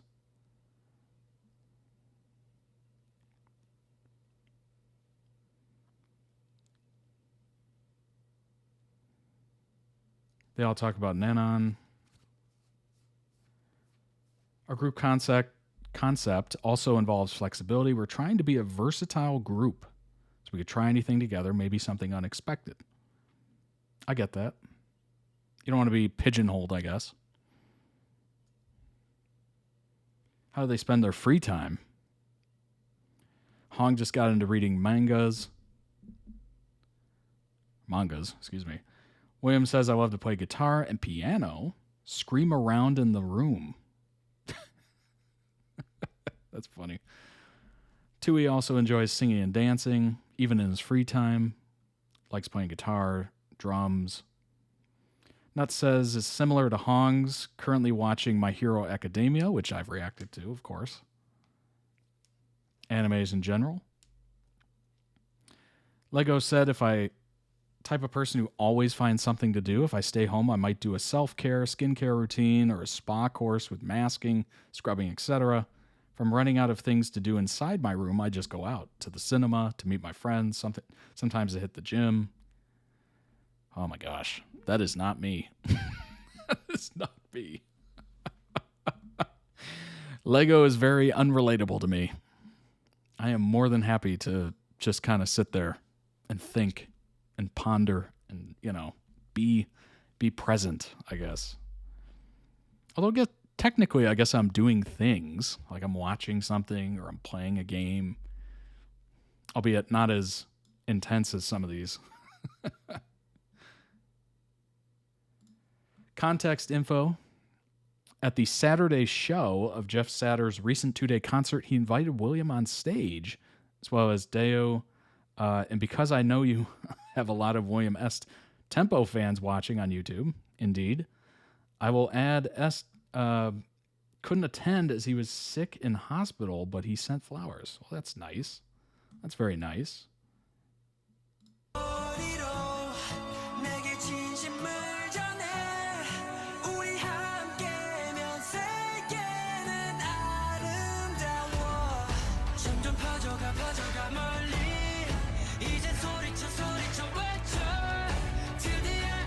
That's really cool.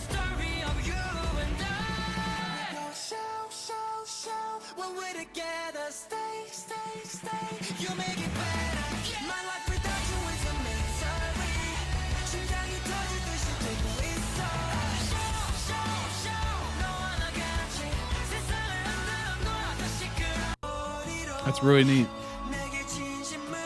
That's FaceTime William before he went on stage. That's cool. That's really neat.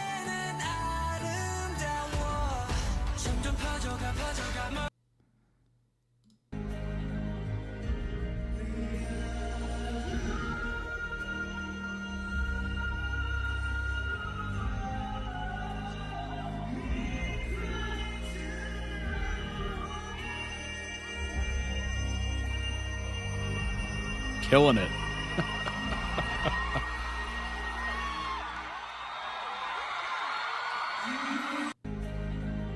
Nailed that.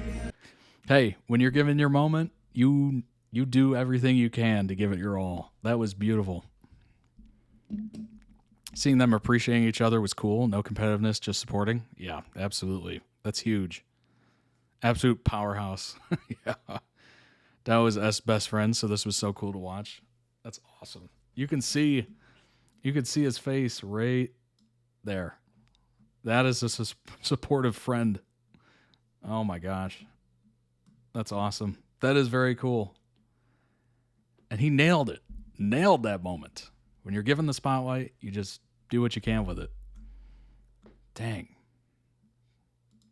That is definitely the difference between, being able to handle the pressure and then handling it, obviously. That's huge. I mean, it's talked about all the time in sports. When you're given the chance, somebody gets injured, you step up, you got to make the most of it. So that's really cool that they're supporting each other and even being open to that. Like, that is so cool. The support, the camaraderie, beautiful.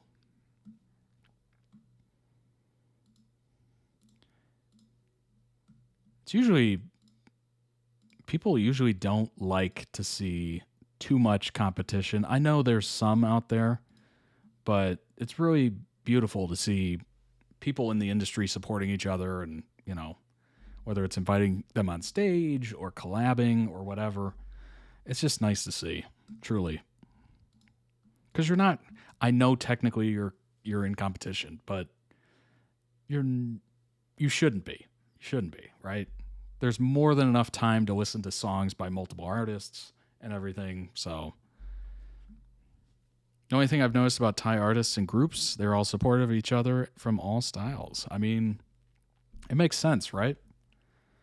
You're taking this thing internationally, especially recently, and the best way to do that is to support each other, help each other out, work together to grow this thing, make sure it really sticks in other parts of the world. And as it gets introduced, you want to put it in a good light, basically.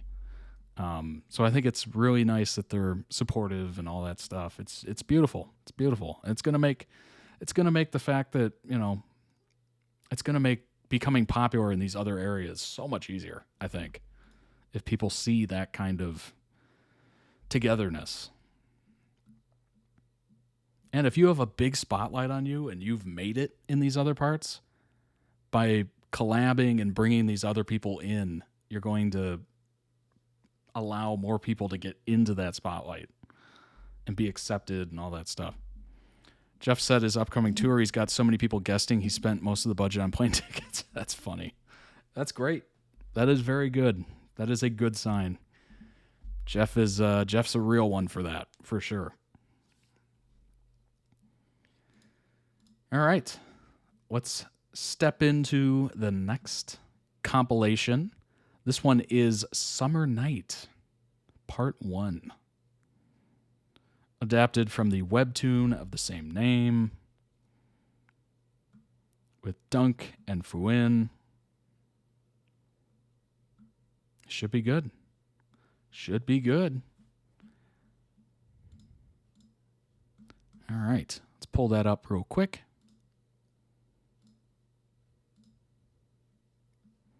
There we go. All right. Summer night. Perfect timing, actually. It is quite warm outside, you know. It is definitely summertime. It's not technically summertime according to the calendar, but it is definitely summertime.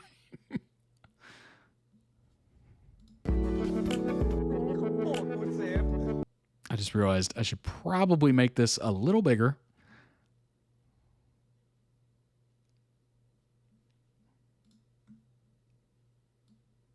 All right, that's better.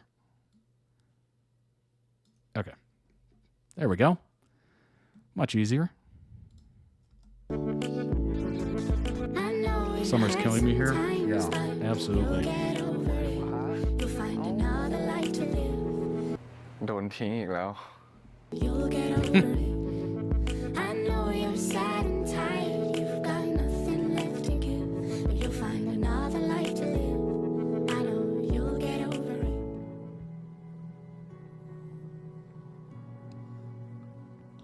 กูรู้สึกเป็นคนนอกเลยอะมึง This story was so interesting the first time I reacted to it. โดนทิ้งอีกแล้ว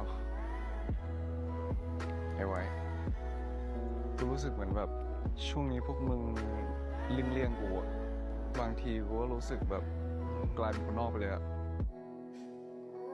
Nothing's worse than feeling like an outsider in your own friend group. Runs thicker than water, blood runs thicker than water, but both feel the same when your eyes are closed. Gotta let you go, gotta let you go. I ain't gotta let you go. Yeah, absolutely.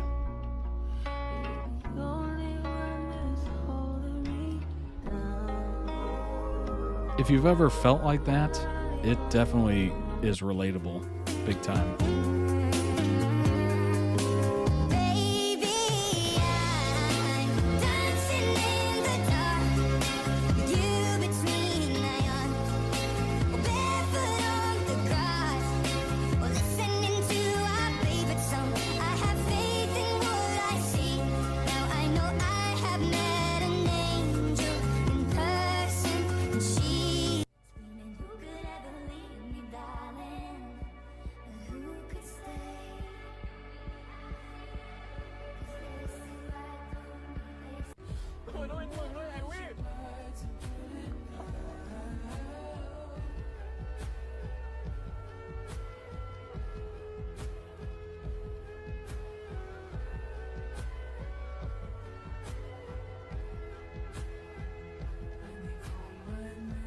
กูเคยคิดว่ากูชอบมึงแต่ตอนนี้กูรู้แล้วว่ากูไม่ได้ชอบมึง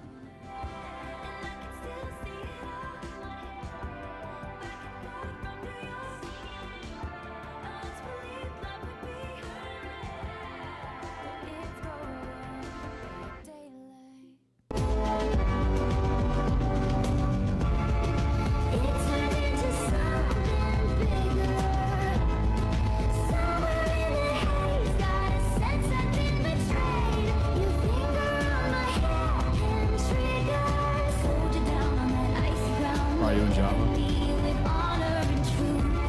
Oh no. ไม่มีมึงกูก็ไม่กับใคร ไอ้รูนไงไอ้จีไง มันก็ไม่เหมือนสตาร์ไม่เหมือนมึงหรอก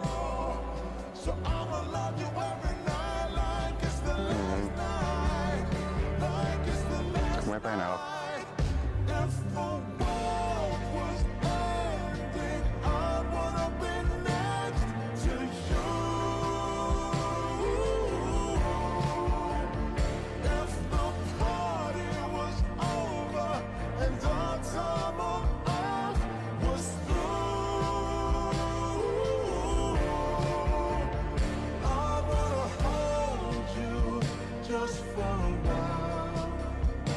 It definitely seems like the emotional scenes in this hit pretty hard.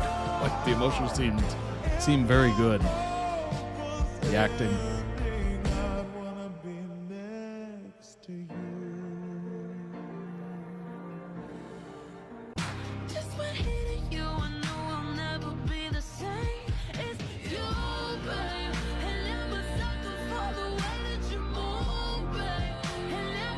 As I've said before, these coming of age shows or movies, they're never ending relatable. Like, we've all been through it. Maybe you're currently going through it. It's so easy money because we've all been through it.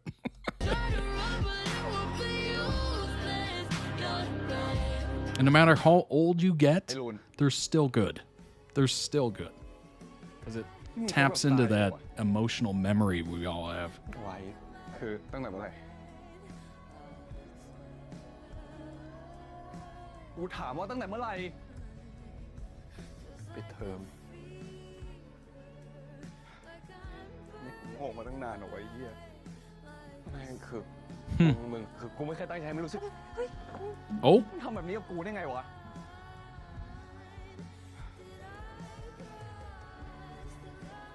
กูขอโทษ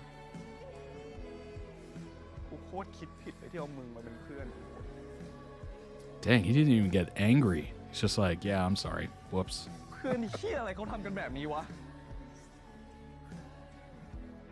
กูแบบนี้ไงผมไม่เคยมีเพื่อน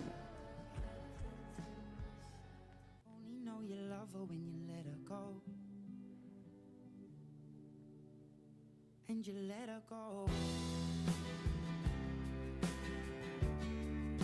Oh, young love.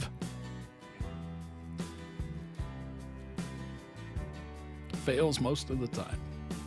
Staring at the bottom of. Oh, when you sing it again. ฉันเป็นเทพฝรั่ง Oh, sing it again. จะเป็นได้ไงนึกภาพไม่ออกเลยอะมีแกเป็นเพื่อนแหละดีที่สุดแล้ว Ooh. Ooh. Oh my gosh. Oh. That would. Oh gosh. I think of that moment in The Simpsons when Ralph gets rejected by Lisa for the Valentines, and it shows inside of his chest and his heart just basically crumples. And it looks like he's having a heart attack. Oh my gosh. Brutal. Of course, it's always good to have great friends, right? But in that moment, that would hit like a truck.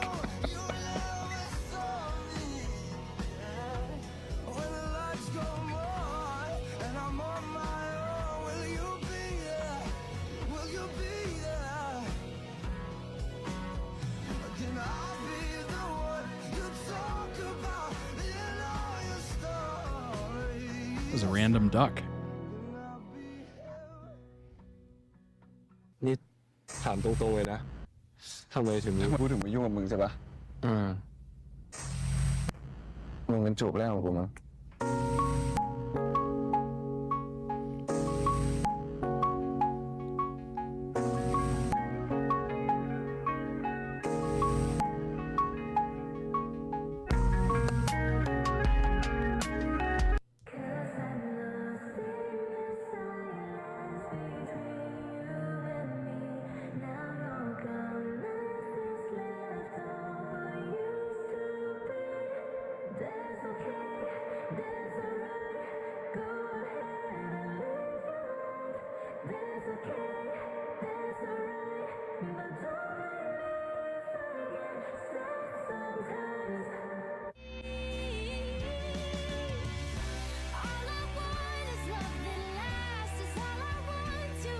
Outside looking in.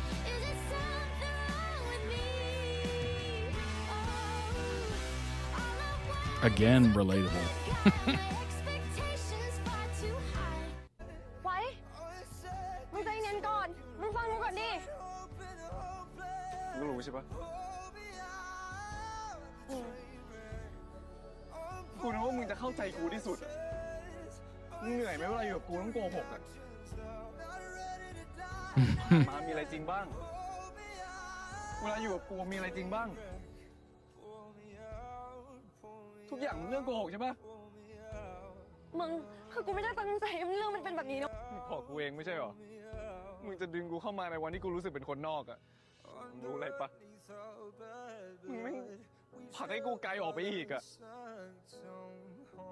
ทำให้กูรู้สึกแบบไม่มีใครอะ Ooh. ไม่เหลือใครแล้วจริงๆ Ooh. ดีพอเหมือนที่มึงบอกกูจริงๆด้วยแหละ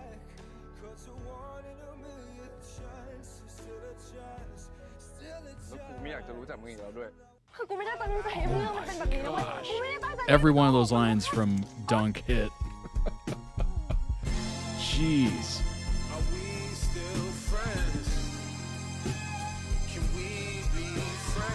Those were daggers. Daggers he was throwing.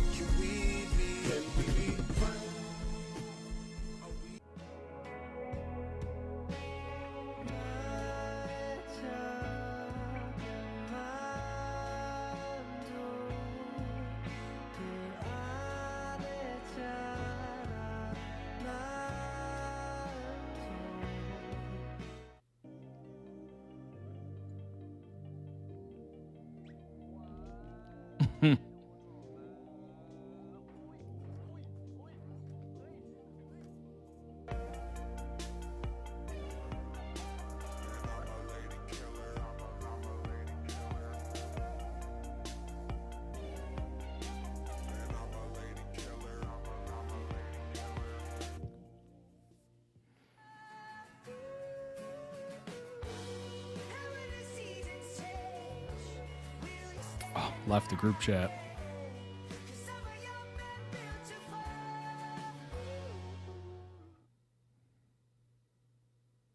Oh my gosh. Oh, that hit. That hit very well. Jeez. Summer Night, very interesting. I think that'd be a very good watch, actually. Go ahead and throw the third like ever on that. How does that only have 44 views? Come on now. Link down below in the YouTube description for the original compilation video. Go throw it some love, much deserved. Check out their channel as well. They might have other edits, compilations that you might find enjoyable. Maybe you want to request, all that good stuff. Throw the link down below in the Twitch chat for those of you watching live, so you can throw out some love, check out the channel. And, of course, let's pull up some information on some of the main actors. Fu-En, born 2003, is an actor, singer-songwriter signed with GMMTV and Riser Music, born in Bangkok. Received a GED, enrolled in university, since graduated, studied information and communication engineering. Apart from his mother tongue, he's fluent in English and able to speak some Mandarin. Began acting on television at the age of 11, getting his first speaking role in the series Sunshine My Friend in 2015. Performed in The Sound of Music in theater. Wow.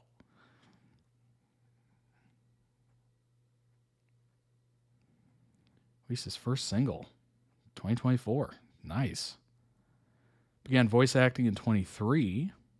First person Life Weaver in Overwatch 2. I have played that game. Wait, who is Life Weaver? I need to look that up.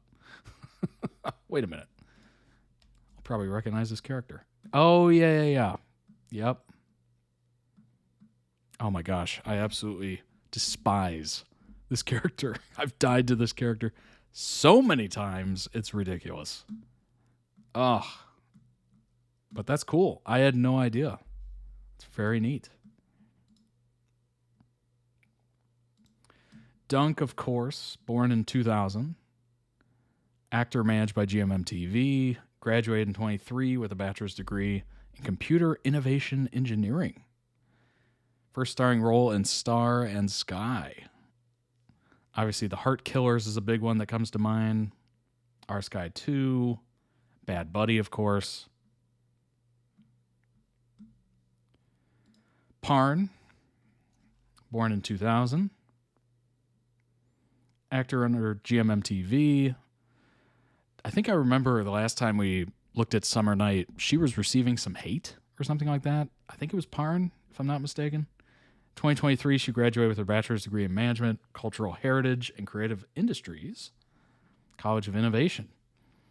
Otherwise known as Parn Pete, shares a nickname with fellow GMM TV artist Pon. Used her nickname as a handle since childhood, Pete being her younger brother's name. Interesting.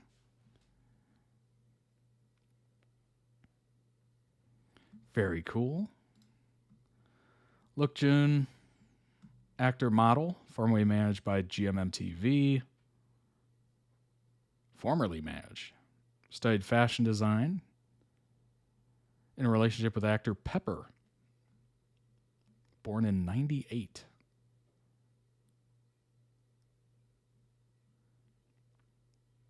Interesting. Lots of greatly rated things. Only Friends. That jumps out. Boss and a Babe.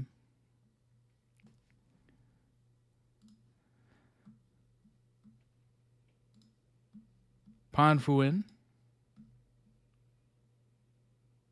Fuin's acting in Summer Night. I saw a lot of Fuin fans complain about his acting in Summer Night. Interesting. Not because he was bad, but because he was exceptionally good. It's 100% BL fans because they complain that his chemistry with Parn is way better than when he had a series with Pond.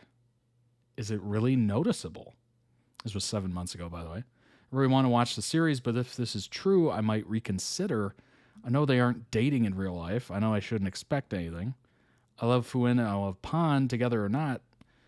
Though they are also a ship I really admire, so seeing Fuin do better with someone else than he has ever done with Pond will probably make his acting seem mediocre. That's an overreaction, just couldn't find another word, but at the end, might ruin my image of them. What? I did star in the series, but I'm feeling uneasy while watching it.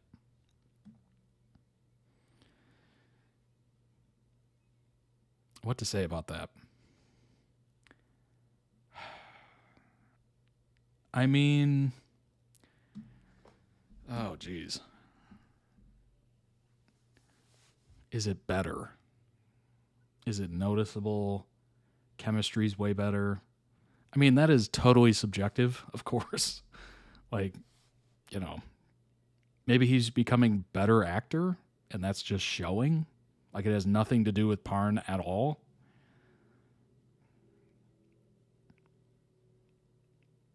I don't know. I don't think that should have any effect. This just seems like a silly thing for people to worry about.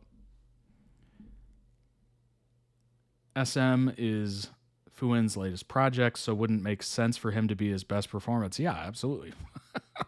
I would assume, just like everything else, the more you do it, the better you get at it. I hope that he is improving and not regressing, of course. I feel like, could you imagine if he purposely tried to act poorly to try to avoid that? I'd hope that he is improving, not regressing. I feel like comparisons on his work with Pond should wait until their next project together, right? Otherwise, it's hard to know if it's him being in a straight role versus just him being more experienced as an actor. I guess it would be a big problem if his ship with Pond had no chemistry, but I think they do pretty well in the department anyways.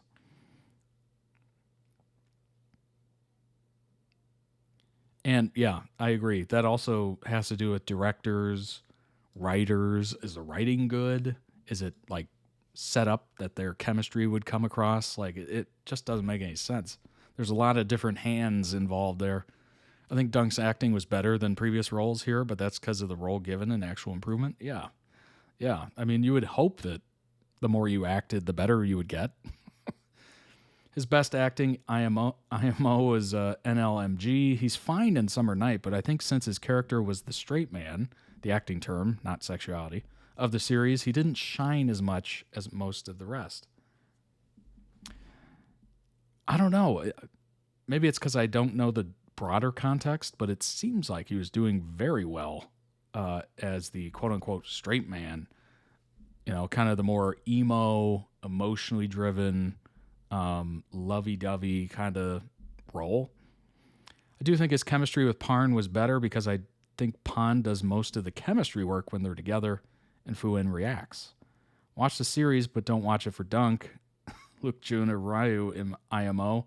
I'd love to see more of them. See, Pond has also come to support him to state that Fu-in was working back-to-back and shooting for 2 series at once. I may be biased, but I'm keeping that into account while watching. I can understand that that would have taken a toll on him. He's human at the end of the day. Also, why judge based on the couple? Individual performance is where it matters. Sometimes the direction is lacking. Yeah, absolutely. Regardless, it's too good that he's growing into a better actor. Yeah, it's good that he's growing into a better actor. You would hope. People need to watch it like any other series rather than comparing. Summer Night fans, the limited links and Reddit stuff is because we ran out of good links fast. Absolutely. If you know anything about Summer Night, or the couple even, join the Discord. If you know anything about anything we're reacting to, join the Discord, help out the mods. It is much appreciated. I saw a bit of Summer Night, and I thought Fu-in was the same level as he was in BL. It's Dunk whose acting has improved and was the real standout from that show. Dunk took all the criticism and said, watch this. Oh my God, I forgot about that Usher meme.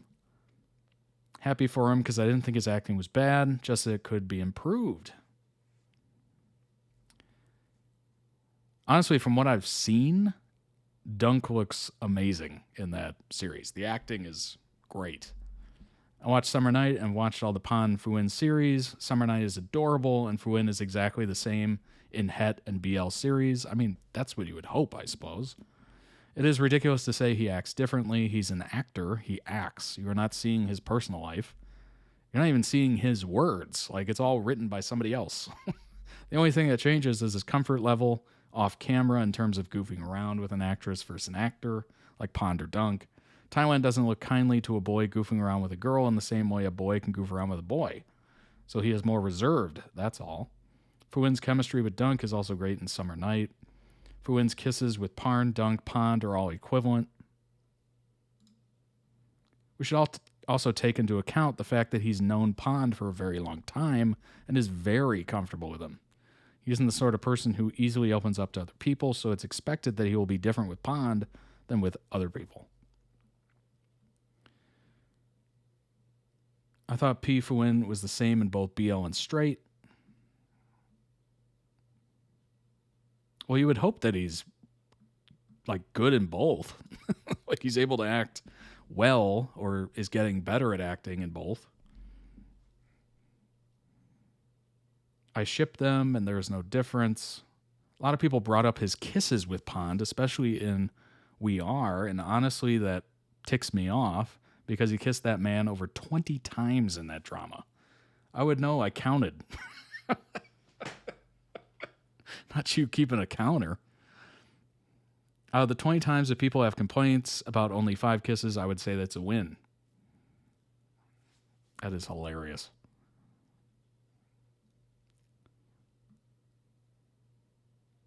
Should I say that Fu-in plays poorly in Summer Night to convince you to watch this? That reverse psychology right there. Nice. I think it's for the best that BL fans don't watch it, I think. It gives the actor a chance to appreciate, his more or less real fan base. It allows him to understand how many fans are interested in him personally and how many are only interested in him as an accessory to someone else. Whoa. Hot take. Hot take. Dang. 5 replies, that's not surprising. Where did you get that idea? Whoa. What idea? That Fu-in should play worse in... I'm assuming this is meant to be Het. But you yourself said that it would be hard for you to watch if it turns out that Fu-in plays better with a girl than with Pond.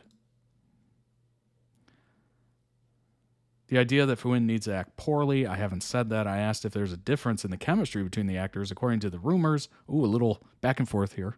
a little Reddit drama. And yes, it would be hard because it also stated PP is a pair I really admire. And knowing they just don't have the chemistry the actors are able to have on screen with others will probably affect how I watch their upcoming series. But we aren't talking improving his acting better. We are talking way, way better, especially at the couple scenes.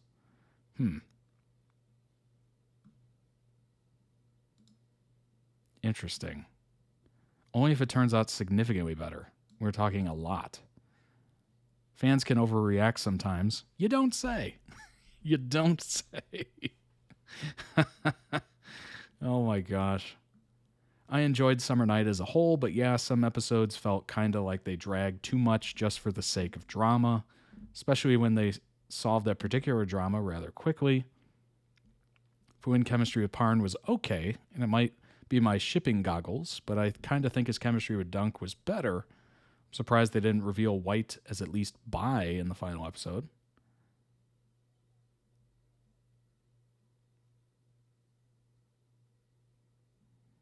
This argument is sometimes used just to hate Fu-In because they think he kisses better girls than Pond.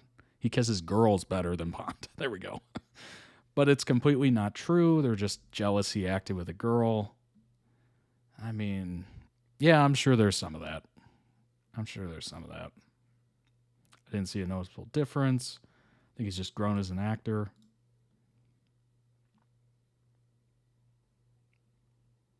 Yeah, I mean, it shouldn't matter.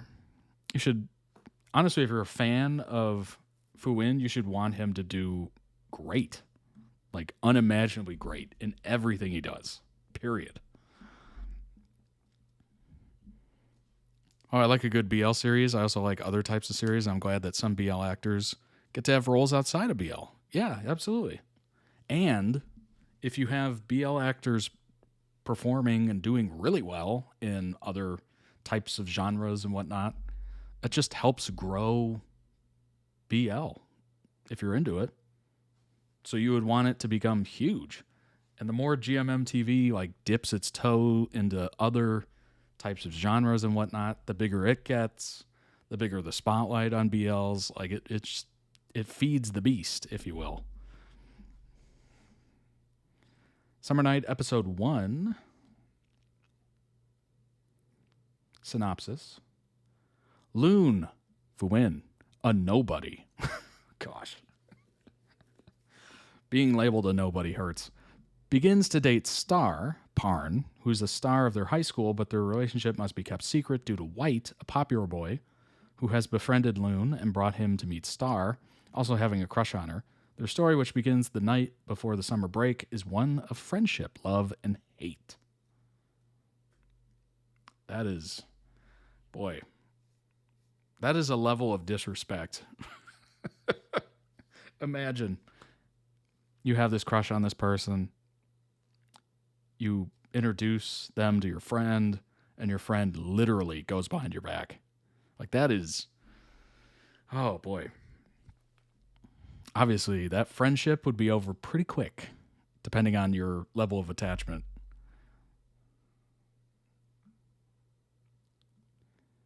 I'm liking Dunk in this. I went into the show with no expectations, but it hit me in the feels. I can relate to Loon so much. I've always been an outsider at school, even now that I'm at uni. I mean, it is so easy to feel like an outsider at uni. Oh my gosh. It's huge. There's so many more people. Like it is so unbelievably easy to feel homesick and alone and all that stuff. Been there, done that. The scene where he felt like he was far away from the others, even though he was sitting at the table with them, made me tear up. Yeah, lonely in a crowded room, or whatever that saying is. I rarely cry while watching shows, but the scene affected me emotionally. I've always wondered what it would be like to have a friend group. Maybe I can experience this feeling through Loon's story. Oh man, that just hit me so hard. I wondered what it would be like to have a friend group. I feel so bad for this person, and I hope they found one. Hopefully they found one. Or they find one. This series may look cheerful, but the concept is portraying it feels real. Yeah, it's relatable in certain aspects, certainly. As someone who watches BL and appreciates a good pairing, I'd honestly love to see them mix it up once in a while. whether with straight or BL couples. Oh, yeah, absolutely. As someone who's homeschooled, hard relate. Yeah. Definitely. Haven't felt this excited in a long time. Fully understand Loon. If I had a nickel for every time GMM TV has tried to make me believe someone with the face of Fu-In would go unnoticed and be friendless, I'd have 2 nickels, which is not much. But it's weird that it's happened twice. Like, no offense to the other actors, but Fu-In is easily one of the best looking guys there. If I didn't know beforehand this is not BL, I would absolutely be shipping Loon and White together. I mean, I'm going to do it regardless. Well, okay. You gotta suspend some disbelief, all right? So he's got a good-looking face. But also the character goes unnoticed and friendless. It is what it is. you gotta accept it.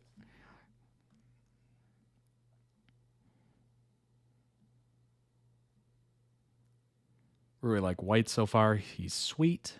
Will it change though? Really dug this. It was a great episode 1. Characters are all super appealing. Excited to see how the relationships evolve.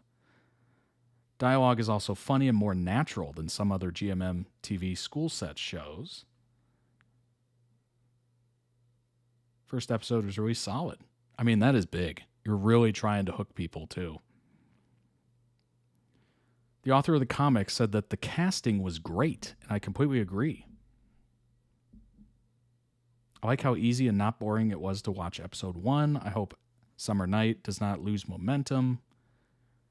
Solid first episode. I usually wait until the 3 episodes to watch. This time I couldn't wait, and I'm glad I didn't. It was a good first episode. I'm locked in.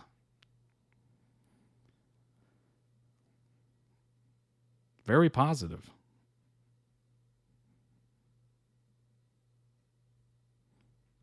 Well, I'm glad people enjoyed it.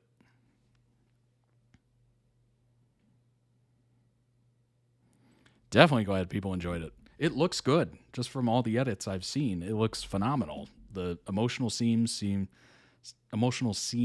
seem very good, well acted, heartbreaking, and relatable in some instances. Which, perfect. That's what you want from a coming-of-age story. You want it to be relatable. You want it to really hit the feels. Yeah, those are the 2 biggest things. If ever I watch something like that, it's got to be relatable in some aspect.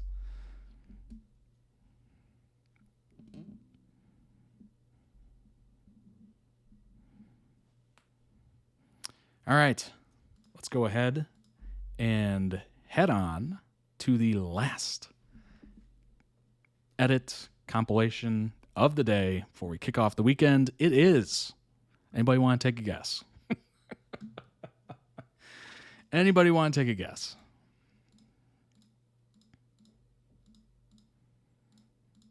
It is ZeeNunew's TikTok compilation. Yes. ZeeNunew time. Indeed. DFF was great but traumatic. 4 minutes was a lot of fun. Also some trauma. Hey. I think a show is well-rounded that has, funny, humorous moments, but also it hits the heart. Tugs on the heartstrings, if you will. But let's go ahead and bring up this ZeeNunew TikTok compilation. Video should be ready to go. Boom. It's been so long since this ZeeNunew reaction. It has. Kind of surprising, honestly. But we're back, baby. We're back. All right. Let's go ahead and get this going.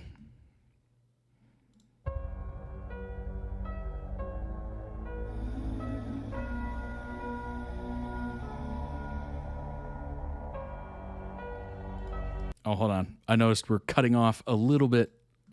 So let's go ahead and move it over just a slight amount. I don't want to cut off any sort of attribution, as they say. Okay. That should be better.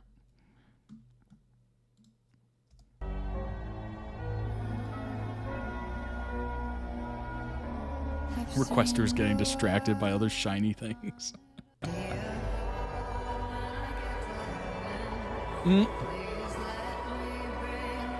All right, main characters there. Coming down the escalator.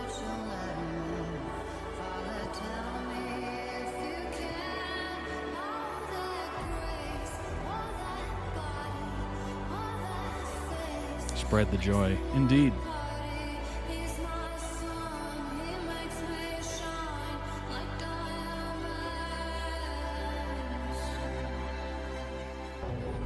Maybe the fact it's Lana Del Rey, but feels like a Gatsby entrance.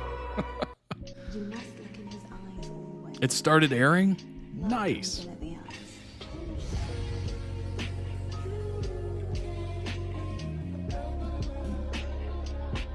I thought they were still filming it. Boy, I'm out of the loop.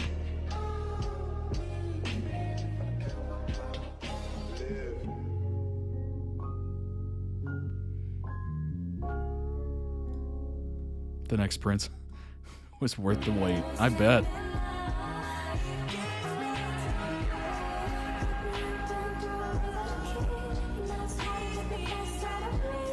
All right, readjusting it, moving it over just slightly.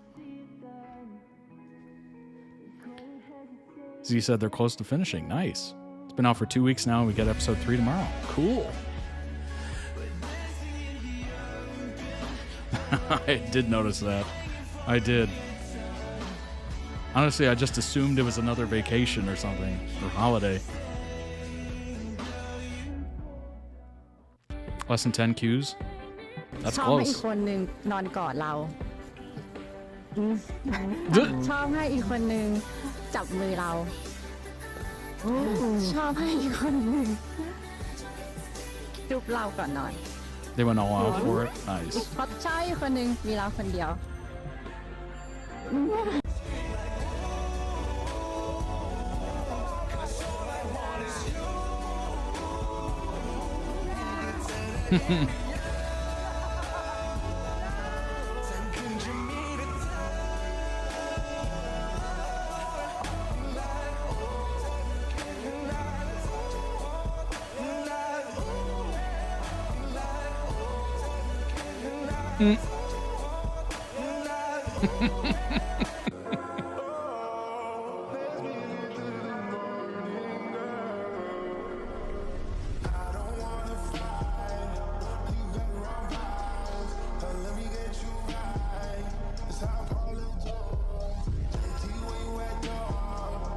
It is good policy to not take random drinks.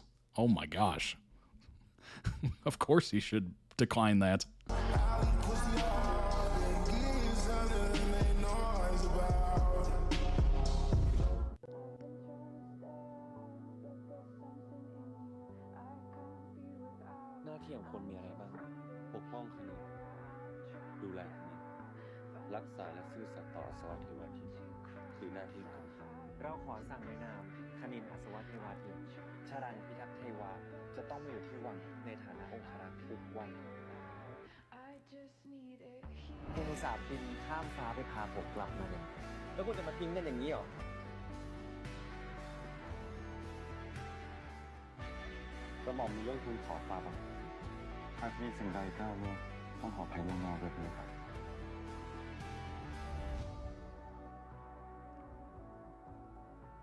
The drama, the tension.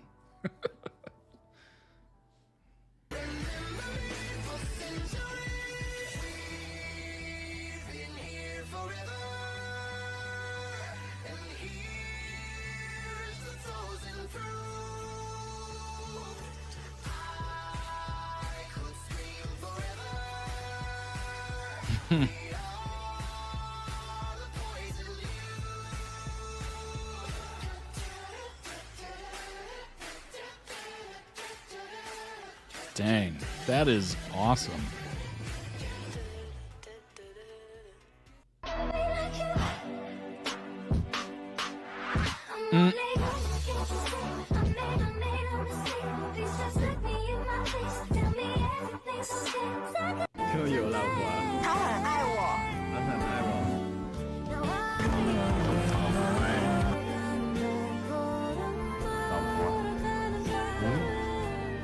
ทำท่ายังไงเขาก็ไม่ทำท่าไงเขาบอกว่าจะหอมก็หอมเลยไม่ต้องขออะไรอย่างเงี้ย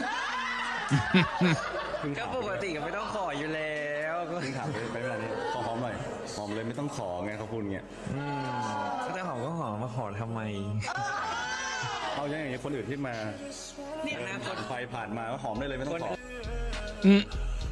ได้เลยไม่ต้องขอคนอื่นก็ต้องขอคนอื่นก็ต้องขอเหรอถ้าขอก็ไม่ให้ไง Budget reached over 9 figures in bot. Oh my gosh. ไม่รู้เฮียไปสรรหาของแต่ละอย่างมาให้ผมจากไหนเพราะว่าแต่ละอย่างที่ให้มาคือแบบไม่เคยซ้ำกันเลยแล้วก็แต่ละอย่างคือว้าว Just from the trailer, I could kind of see that, and just the setting alone cost a ton of money. The horse, the outfits.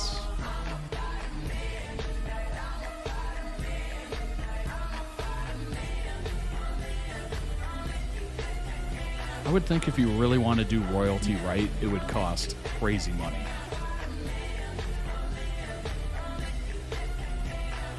Because I think we've all seen some of those cheaper budget royalty shows or movies, and they look terrible.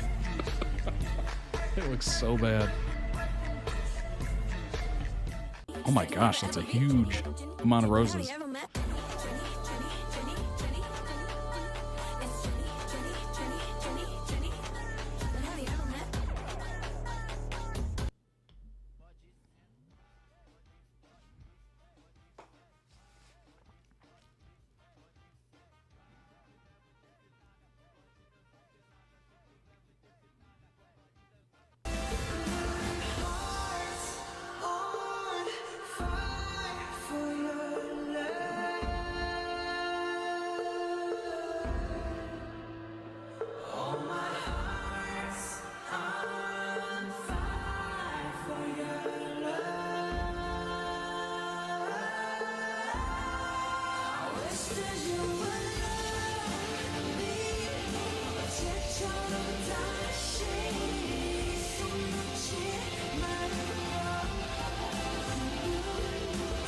Oh my gosh, look how young they look there.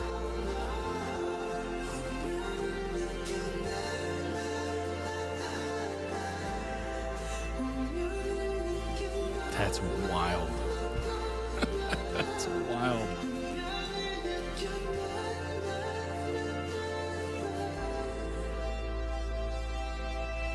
琳可以跟海哥说一下 Thank you bro 吗？满足一下我的愿望，生日愿望。Thank you bro. Thank you bro. 谢谢。Thank you bro. No bro. Yeah bro. Not bro.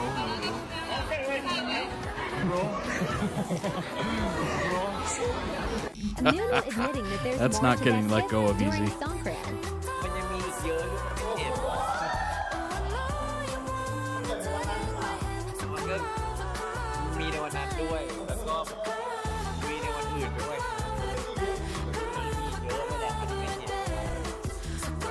Mm.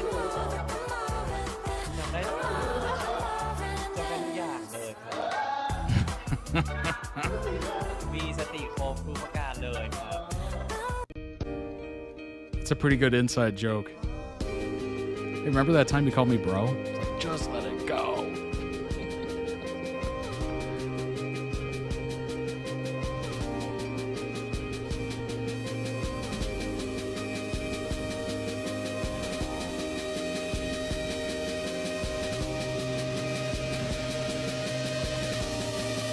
Oh, the lighting in this looks chef's kiss. That is so big to help set the scene. So many people screw up the lighting. I'm not saying I'm an expert.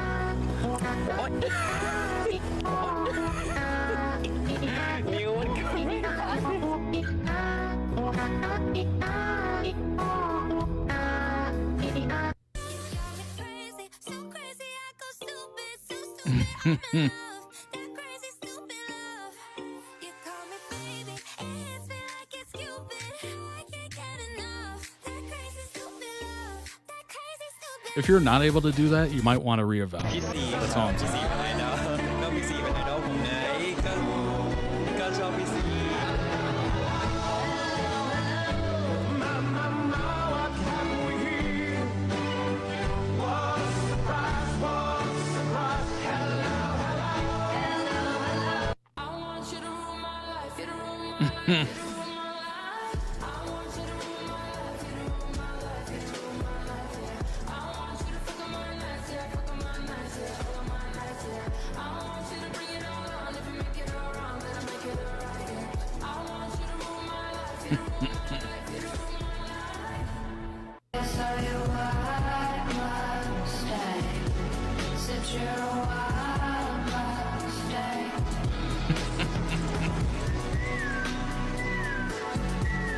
That's wild. That might be the first time I've seen that.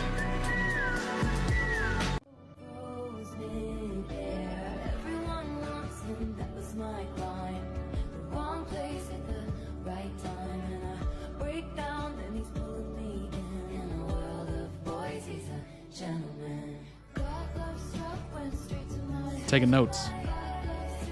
Okay. Push down seat in multiple occasions. Put on coat. Yep. ตั้มกุ้งแม่น้ำอะไรสักอย่างกุ้งแม่น้ำนะครับ แล้วกินได้ยังมันจะแนะนำ Can we eat now? สาหร่ายกินกับเมนูไหนอร่อยคำถามจากทางบ้านครับอาหารทางบ้านเหรอ ไม่แกะให้หนูเหรอ เนี่ยแกะแล้วก็มากินด้วยกันหนูแค่ตัวเดียว Just for Valentine's? Nice.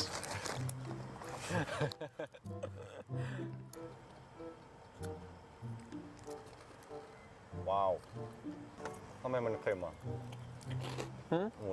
มือหนูพูดเล่น Oh my god. แต่ว่ามันเป็นชื่อกินอะไรบ้างว่าถ้าไม่ผิดมันชื่อว่าถ้าหนูเป็นคนพูดจีนนะหนูกินก่อนเลย Dang, Z.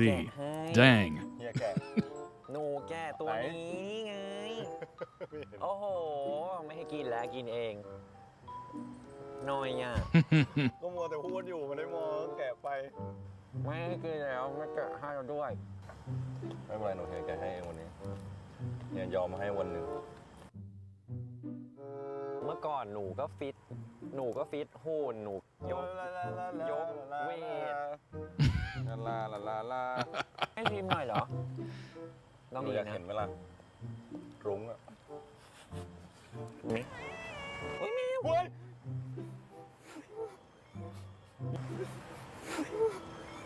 นับเฉย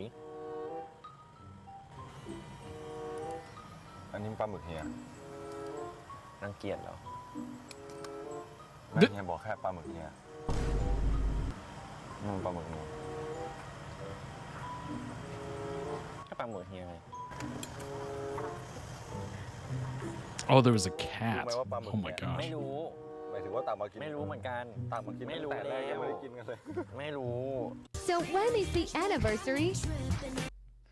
The fact that we got to see that much of the interaction, that is hilarious.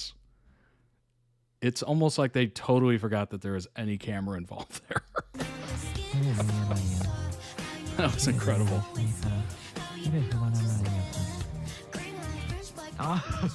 That's how you know you're comfortable in front of a camera, when you just forget that it's even there. อ๋อครบรอบ4 ปี ผมจำได้แค่เดือนค่ะแต่ว่าจำวันที่ไม่ได้ อ๋อ 21 โอเคครบรอบ4 ปีเฮียมาแล้วเฮียไม่งอนหรอกเฮียไม่งอนหรอกวันครบรอบที่เจอกันไม่ใช่วันครบรอบแบบว่าแบบนั้นซะหน่อยถ้าแบบนั้นนะก็ว่าไปอย่างแต่ว่าอันนี้วันที่เจอกันไง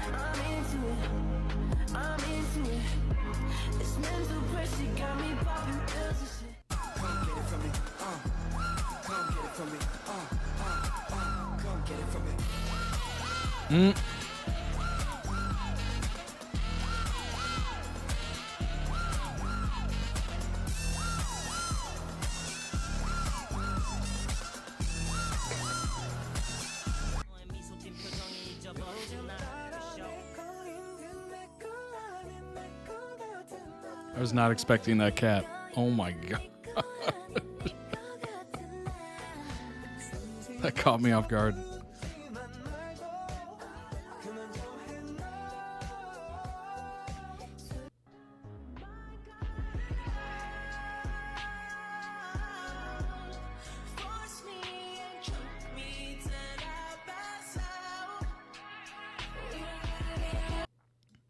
Whoa.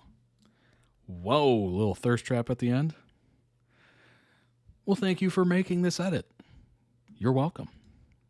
Appreciate requester of this video. Link down below in the video description on YouTube for the original video. Go throw it some much deserved love. Let's throw that a like. Check out their channel as well. They might have other amazing edits that you want to see and maybe even request. Just takes one look from two.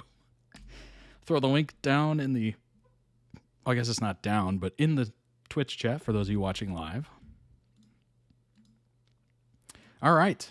Let's look up some information on ZeeNunew and bring that up real quick. Boom. How about, speaking of the next prince, how about a little review of the official pilot? Sent by the King of Emily on a secret mission to London to bring home a fiercely fencing prodigy named Kanin, who's the only heir of the clan. I'm not even going to attempt that. I don't want to do it injustice. I just watched the first episode of The Next Prince, and I'm already obsessed. Royal secrets, fencing, and an accidental kiss. Yeah, it got me hooked. Here's my quick recap. Spoilers ahead. Sharon's introduction and royal setup. The show opens with a bedtime story about Emily. Then we meet Sharon, I think, or Sharon, maybe. Glasses, paintbrush, and riding a white horse like he owns the world. Yeah, white horse. If you're riding a white horse, you just look majestic, basically. He gets summoned to the palace, and after a flashy fight, which he wins effortlessly, we learn he's the king's grandson. King sends him on a mission to the UK to find some Earl Grey tea. But we all know it's not really about tea. You know what I mean? Enter Kanin, a.k.a. Kenneth, a.k.a. Earl Grey. Cut to London. All right, let's go. Fencing match. Sharon is watching. One fencer wins. Kenneth, later revealed to be Kanin. Pronounced like Sharon. Okay. Sharon or Sharon? We might say it a little differently due to accents. Sharon. Sharon stalks him a bit, critiques his fencing, of course. Mysteriously ends up moving into his house. Yeah, really. The bickering roommates and that kiss. Kanin is not amused. They bicker a lot. But the tension, delicious. At a party, they play the Pocky game. You know where this is going, and yep, they kiss. Sharon looks stunned. I screamed. I scrimped. Sharon later brings up the Emilian kiss, a bond that lasts till death. Gulp. The truth bomb. Kanin discovers he's actually a prince. Oh. His dad isn't his biological father. The real story involves assassins, secret rescues, and royal bloodlines. Now he has to return to Emily. He refuses, but then he gets ambushed. A gunshot goes off. End of episode. Cliffhanger. I love how beautifully succinct that was.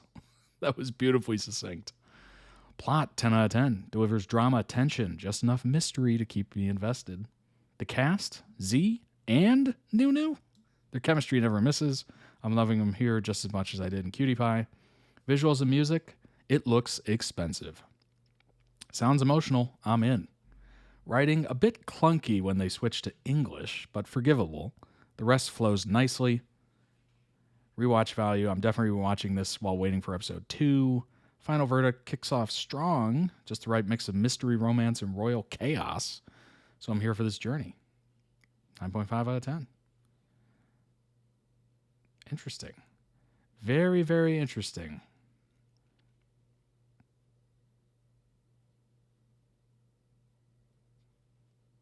Yeah, I like the fact that didn't know he was a prince. That is interesting. Right off the bat. Now there's people trying to kill him. That's crazy. Obviously a bit of a romantic tension. That's always nice.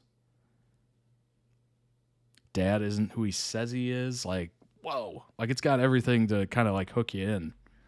Secret rescues, assassins, royal bloodlines. I mean, that's perfect. And if it looks good too, I mean, what more do you want? It's got everything. And just from what I saw, like the lighting in some of those scenes were just perfect. Perfect.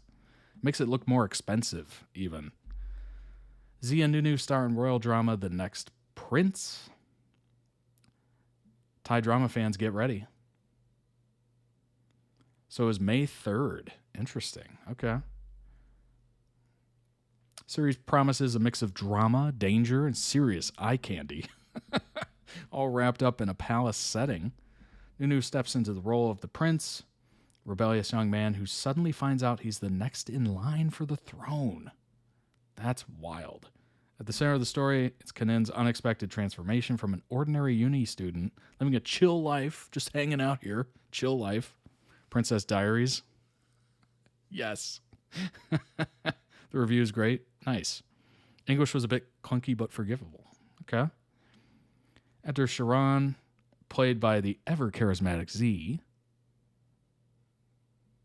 Oh, power struggles, ancient traditions, courtly responsibilities. I mean, yeah, Princess Diaries for sure. One mission to protect Kanen at all costs, even if it means putting his life on the line. The chemistry between the two leads already sending fans into a meltdown mode. What do you think? Meltdown? Meltdown status? Probably, yeah. Even though filming's still underway, the buzz online's off the charts. Plot thickens as the return of the exiled prince throws the palace into political chaos. Dangerous game of power, deception, secrets that refuse to stay buried. Yeah, oh my gosh. Anything involving a royal court is just drama city. Drama city, backstabbing, all that good stuff. Emotional twists, political tension. Their decision to pair Z and Nunu. Genius marketing. Well, duh. Duh, they paired them. Slow burn romance. Yeah, absolutely. Nunu is such a baby girl. Real life or in character? His man and his dad fighting to protect him.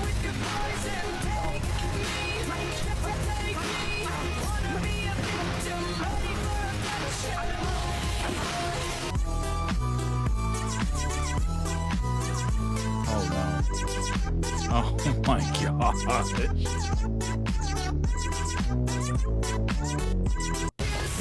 Oh my god. Oh, that was good choreography, by the way. That was good fight choreography. Definitely. Using the umbrella is very like Jason Statham movie. You know what I mean? He just uses everything. Like a fire hose, pencil.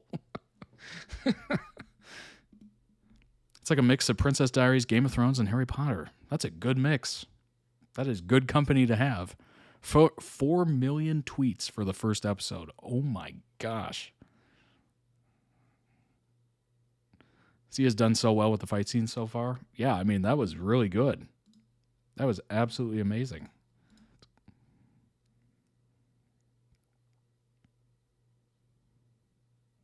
That is a really good fight scene. Nunu's acting has so much... Wait.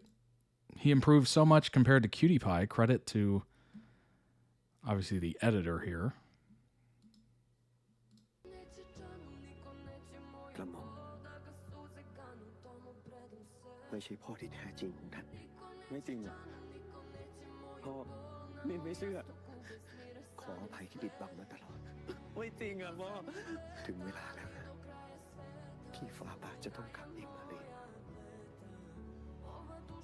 Could you imagine being in this situation?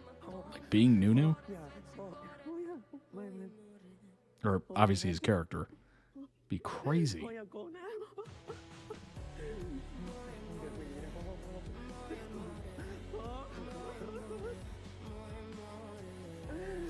Your whole life would be ripped out from under you. That's crazy.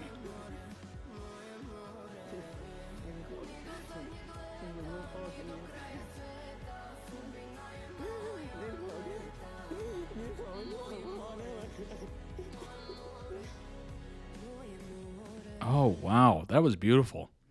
Beautiful. This brought his mom to tears. Oh, my gosh. Dang. That was really emotional and well done. I can't even imagine being in that situation. Nunu really outdid it. His crying scenes were so sad. Oh, man. That was sad just watching that. Completely out of context. And then I immediately thought of, imagine if you were in that situation. Like your entire life. I mean, it's harsh to say a lie. Your entire life was a lie, but technically, kind of. Like, that's not your father. You're not just a normal kid. You're all of a sudden His Highness and all this stuff. Like, that would be a lot to go through. Nunu was always a good actor. Everyone dismisses the fact that Cutie Pie was his first time acting ever. If you know anything about acting and performance, there would be an understanding that to put in that kind of performance as a rookie was impressive and only promised that greater performances were to come. Call back to Fuin. I mean, getting better each time. You would want to see that. We're now seeing those greater performances because the reality is Nunu is a gifted actor. A lot of great comments in this link. Nice. Imagine if the person you thought was your father isn't and suddenly bows to you. Oh, that'd be brutal. Like, because being a child, your entire life is like looking up to your parents, right? You know, if anything, you would be bowing to them because they're your elders. And then to have that flipped would just be, I don't even know how I would react to that. That would be so crazy. Totally agree with you. While I watched Cutie Pie for the first time, I was blown away by Nunu's acting, especially because I knew how young he was, and it was his first ever acting gig. People usually rate acting performances extremely subjectively. Well, yeah. I mean, anytime you rate anything, it's subjectively. For example, if they didn't like Kuya and called him, I totally butchered that, childish or whiny, they will dismiss Nunu's performance because they're not acknowledging or understanding the difficulty of playing a character like him. And as you said, Nunu is truly gifted, and his positive attitude and dedication have made him improve even more since Cutie Pie. He killed it. His pain, I felt that. The facial expressions and his overall attitude were on point.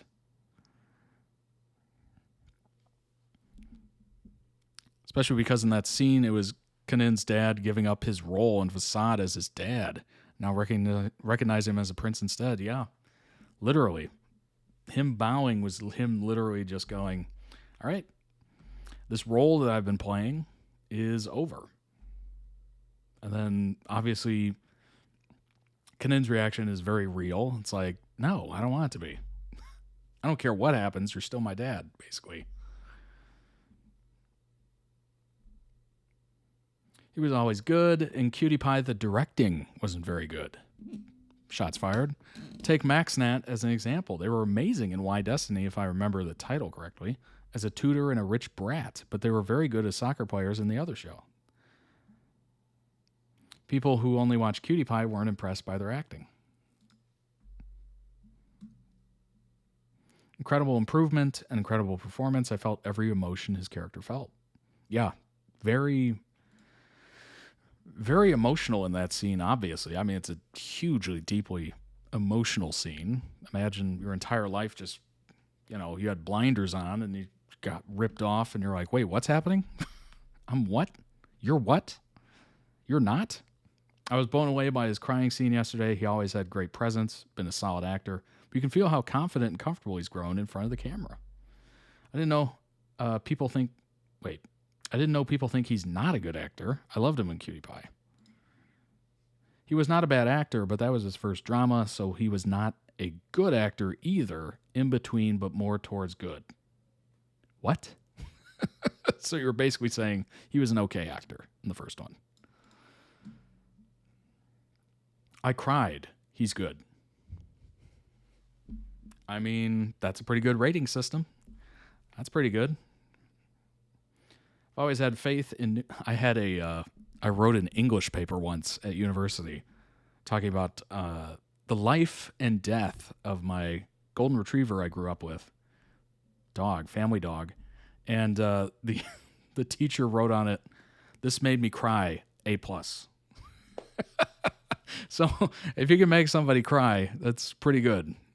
I've always had faith in ZeeNunew. I actually enjoyed Cutie Pie, but then I read the books before I watched the series, and they were faithful to the story and characterizations portrayed in it. That being said, they were faithful to the story and characterization. Wait, what did I just jumped to like different. That being said, TNP blew all my expectations away. It was gorgeous, well acted, and absolutely beautiful. Well, there you go. 2 of those had to deal with something being attractive. Beautiful and gorgeous.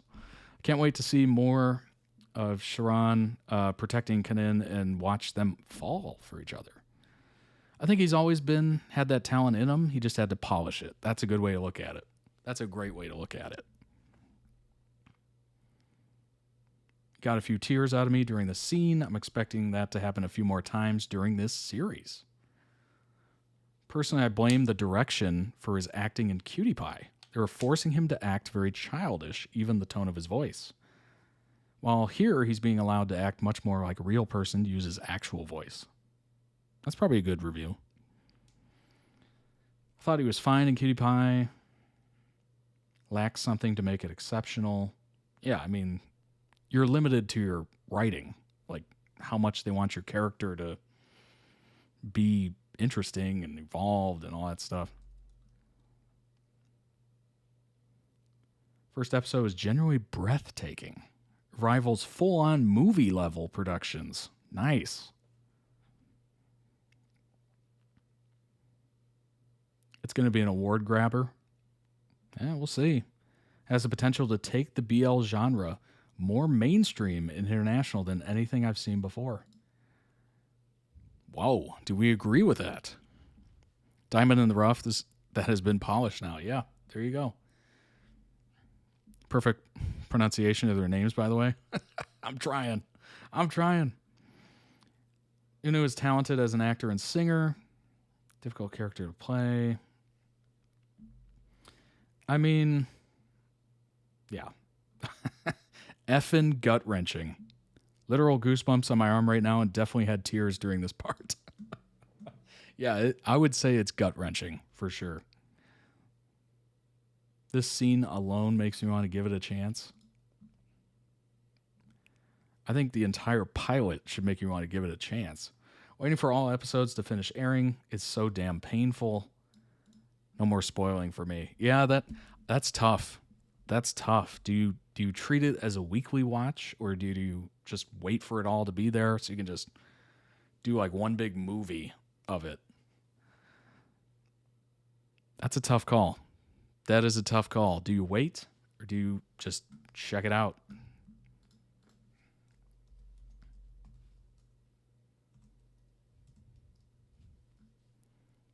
Let's do a poll on that.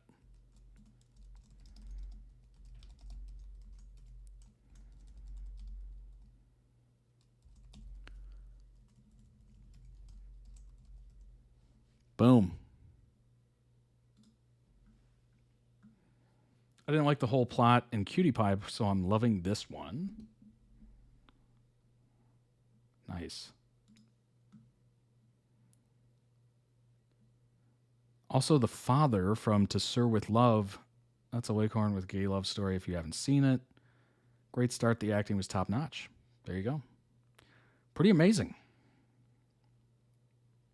It looks good.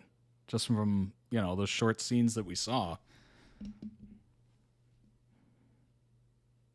A lot of people in Mexico gaining interest. Nice. That's very cool. I've waited 3 years for this series. I wasn't going to wait any longer. It's already being aired on Korean TV. That's amazing. So far, Weekly is winning, although 2 votes for Binge. Interesting. All right. Can't wait to binge it. Yeah. I'm sure all this content that's coming out and people like talking about it, like, oh, it's so good, is just making you like, just air it already. I'm sure it's just quite the tension builder. I'm fine with anything. I'm waiting to binge. It'll be keeping me company when I'm covering for my op later in the summer. There you go. That'll be good. It'll take your mind off things, for sure. The healing power of ZeeNunew.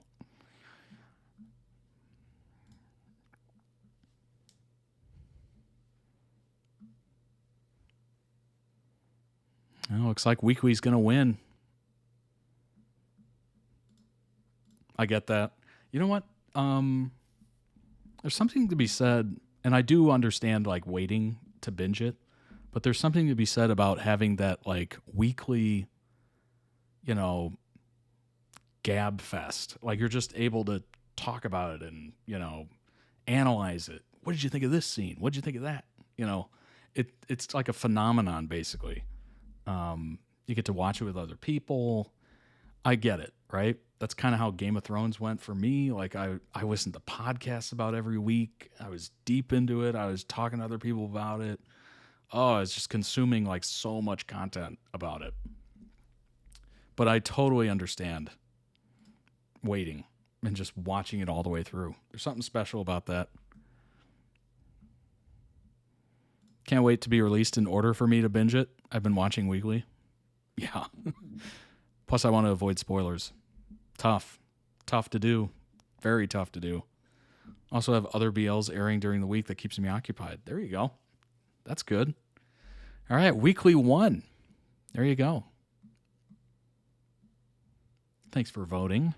I love spoilers, but I promised myself I would not spoil myself. Well, good luck with that. That's going to be tough. The only thing I'm watching weekly at the moment is Pit Babe Season 2. Me and Sarah Kitty have a full breakdown of it after. That's cool. That is really cool. Oh, Pit Babe. That edit was wild. Or the couple edits I've watched. I first watched on Netflix. No subs. Okay. Rewatched 3 to 4 times before the next episodes. Nice. Not Netflix. Oh. Have you yet to watch episode 2? Well, I'm glad that it's out. That's phenomenal. So soon, the soon meme is no longer available. Soon is now. Pit Babe.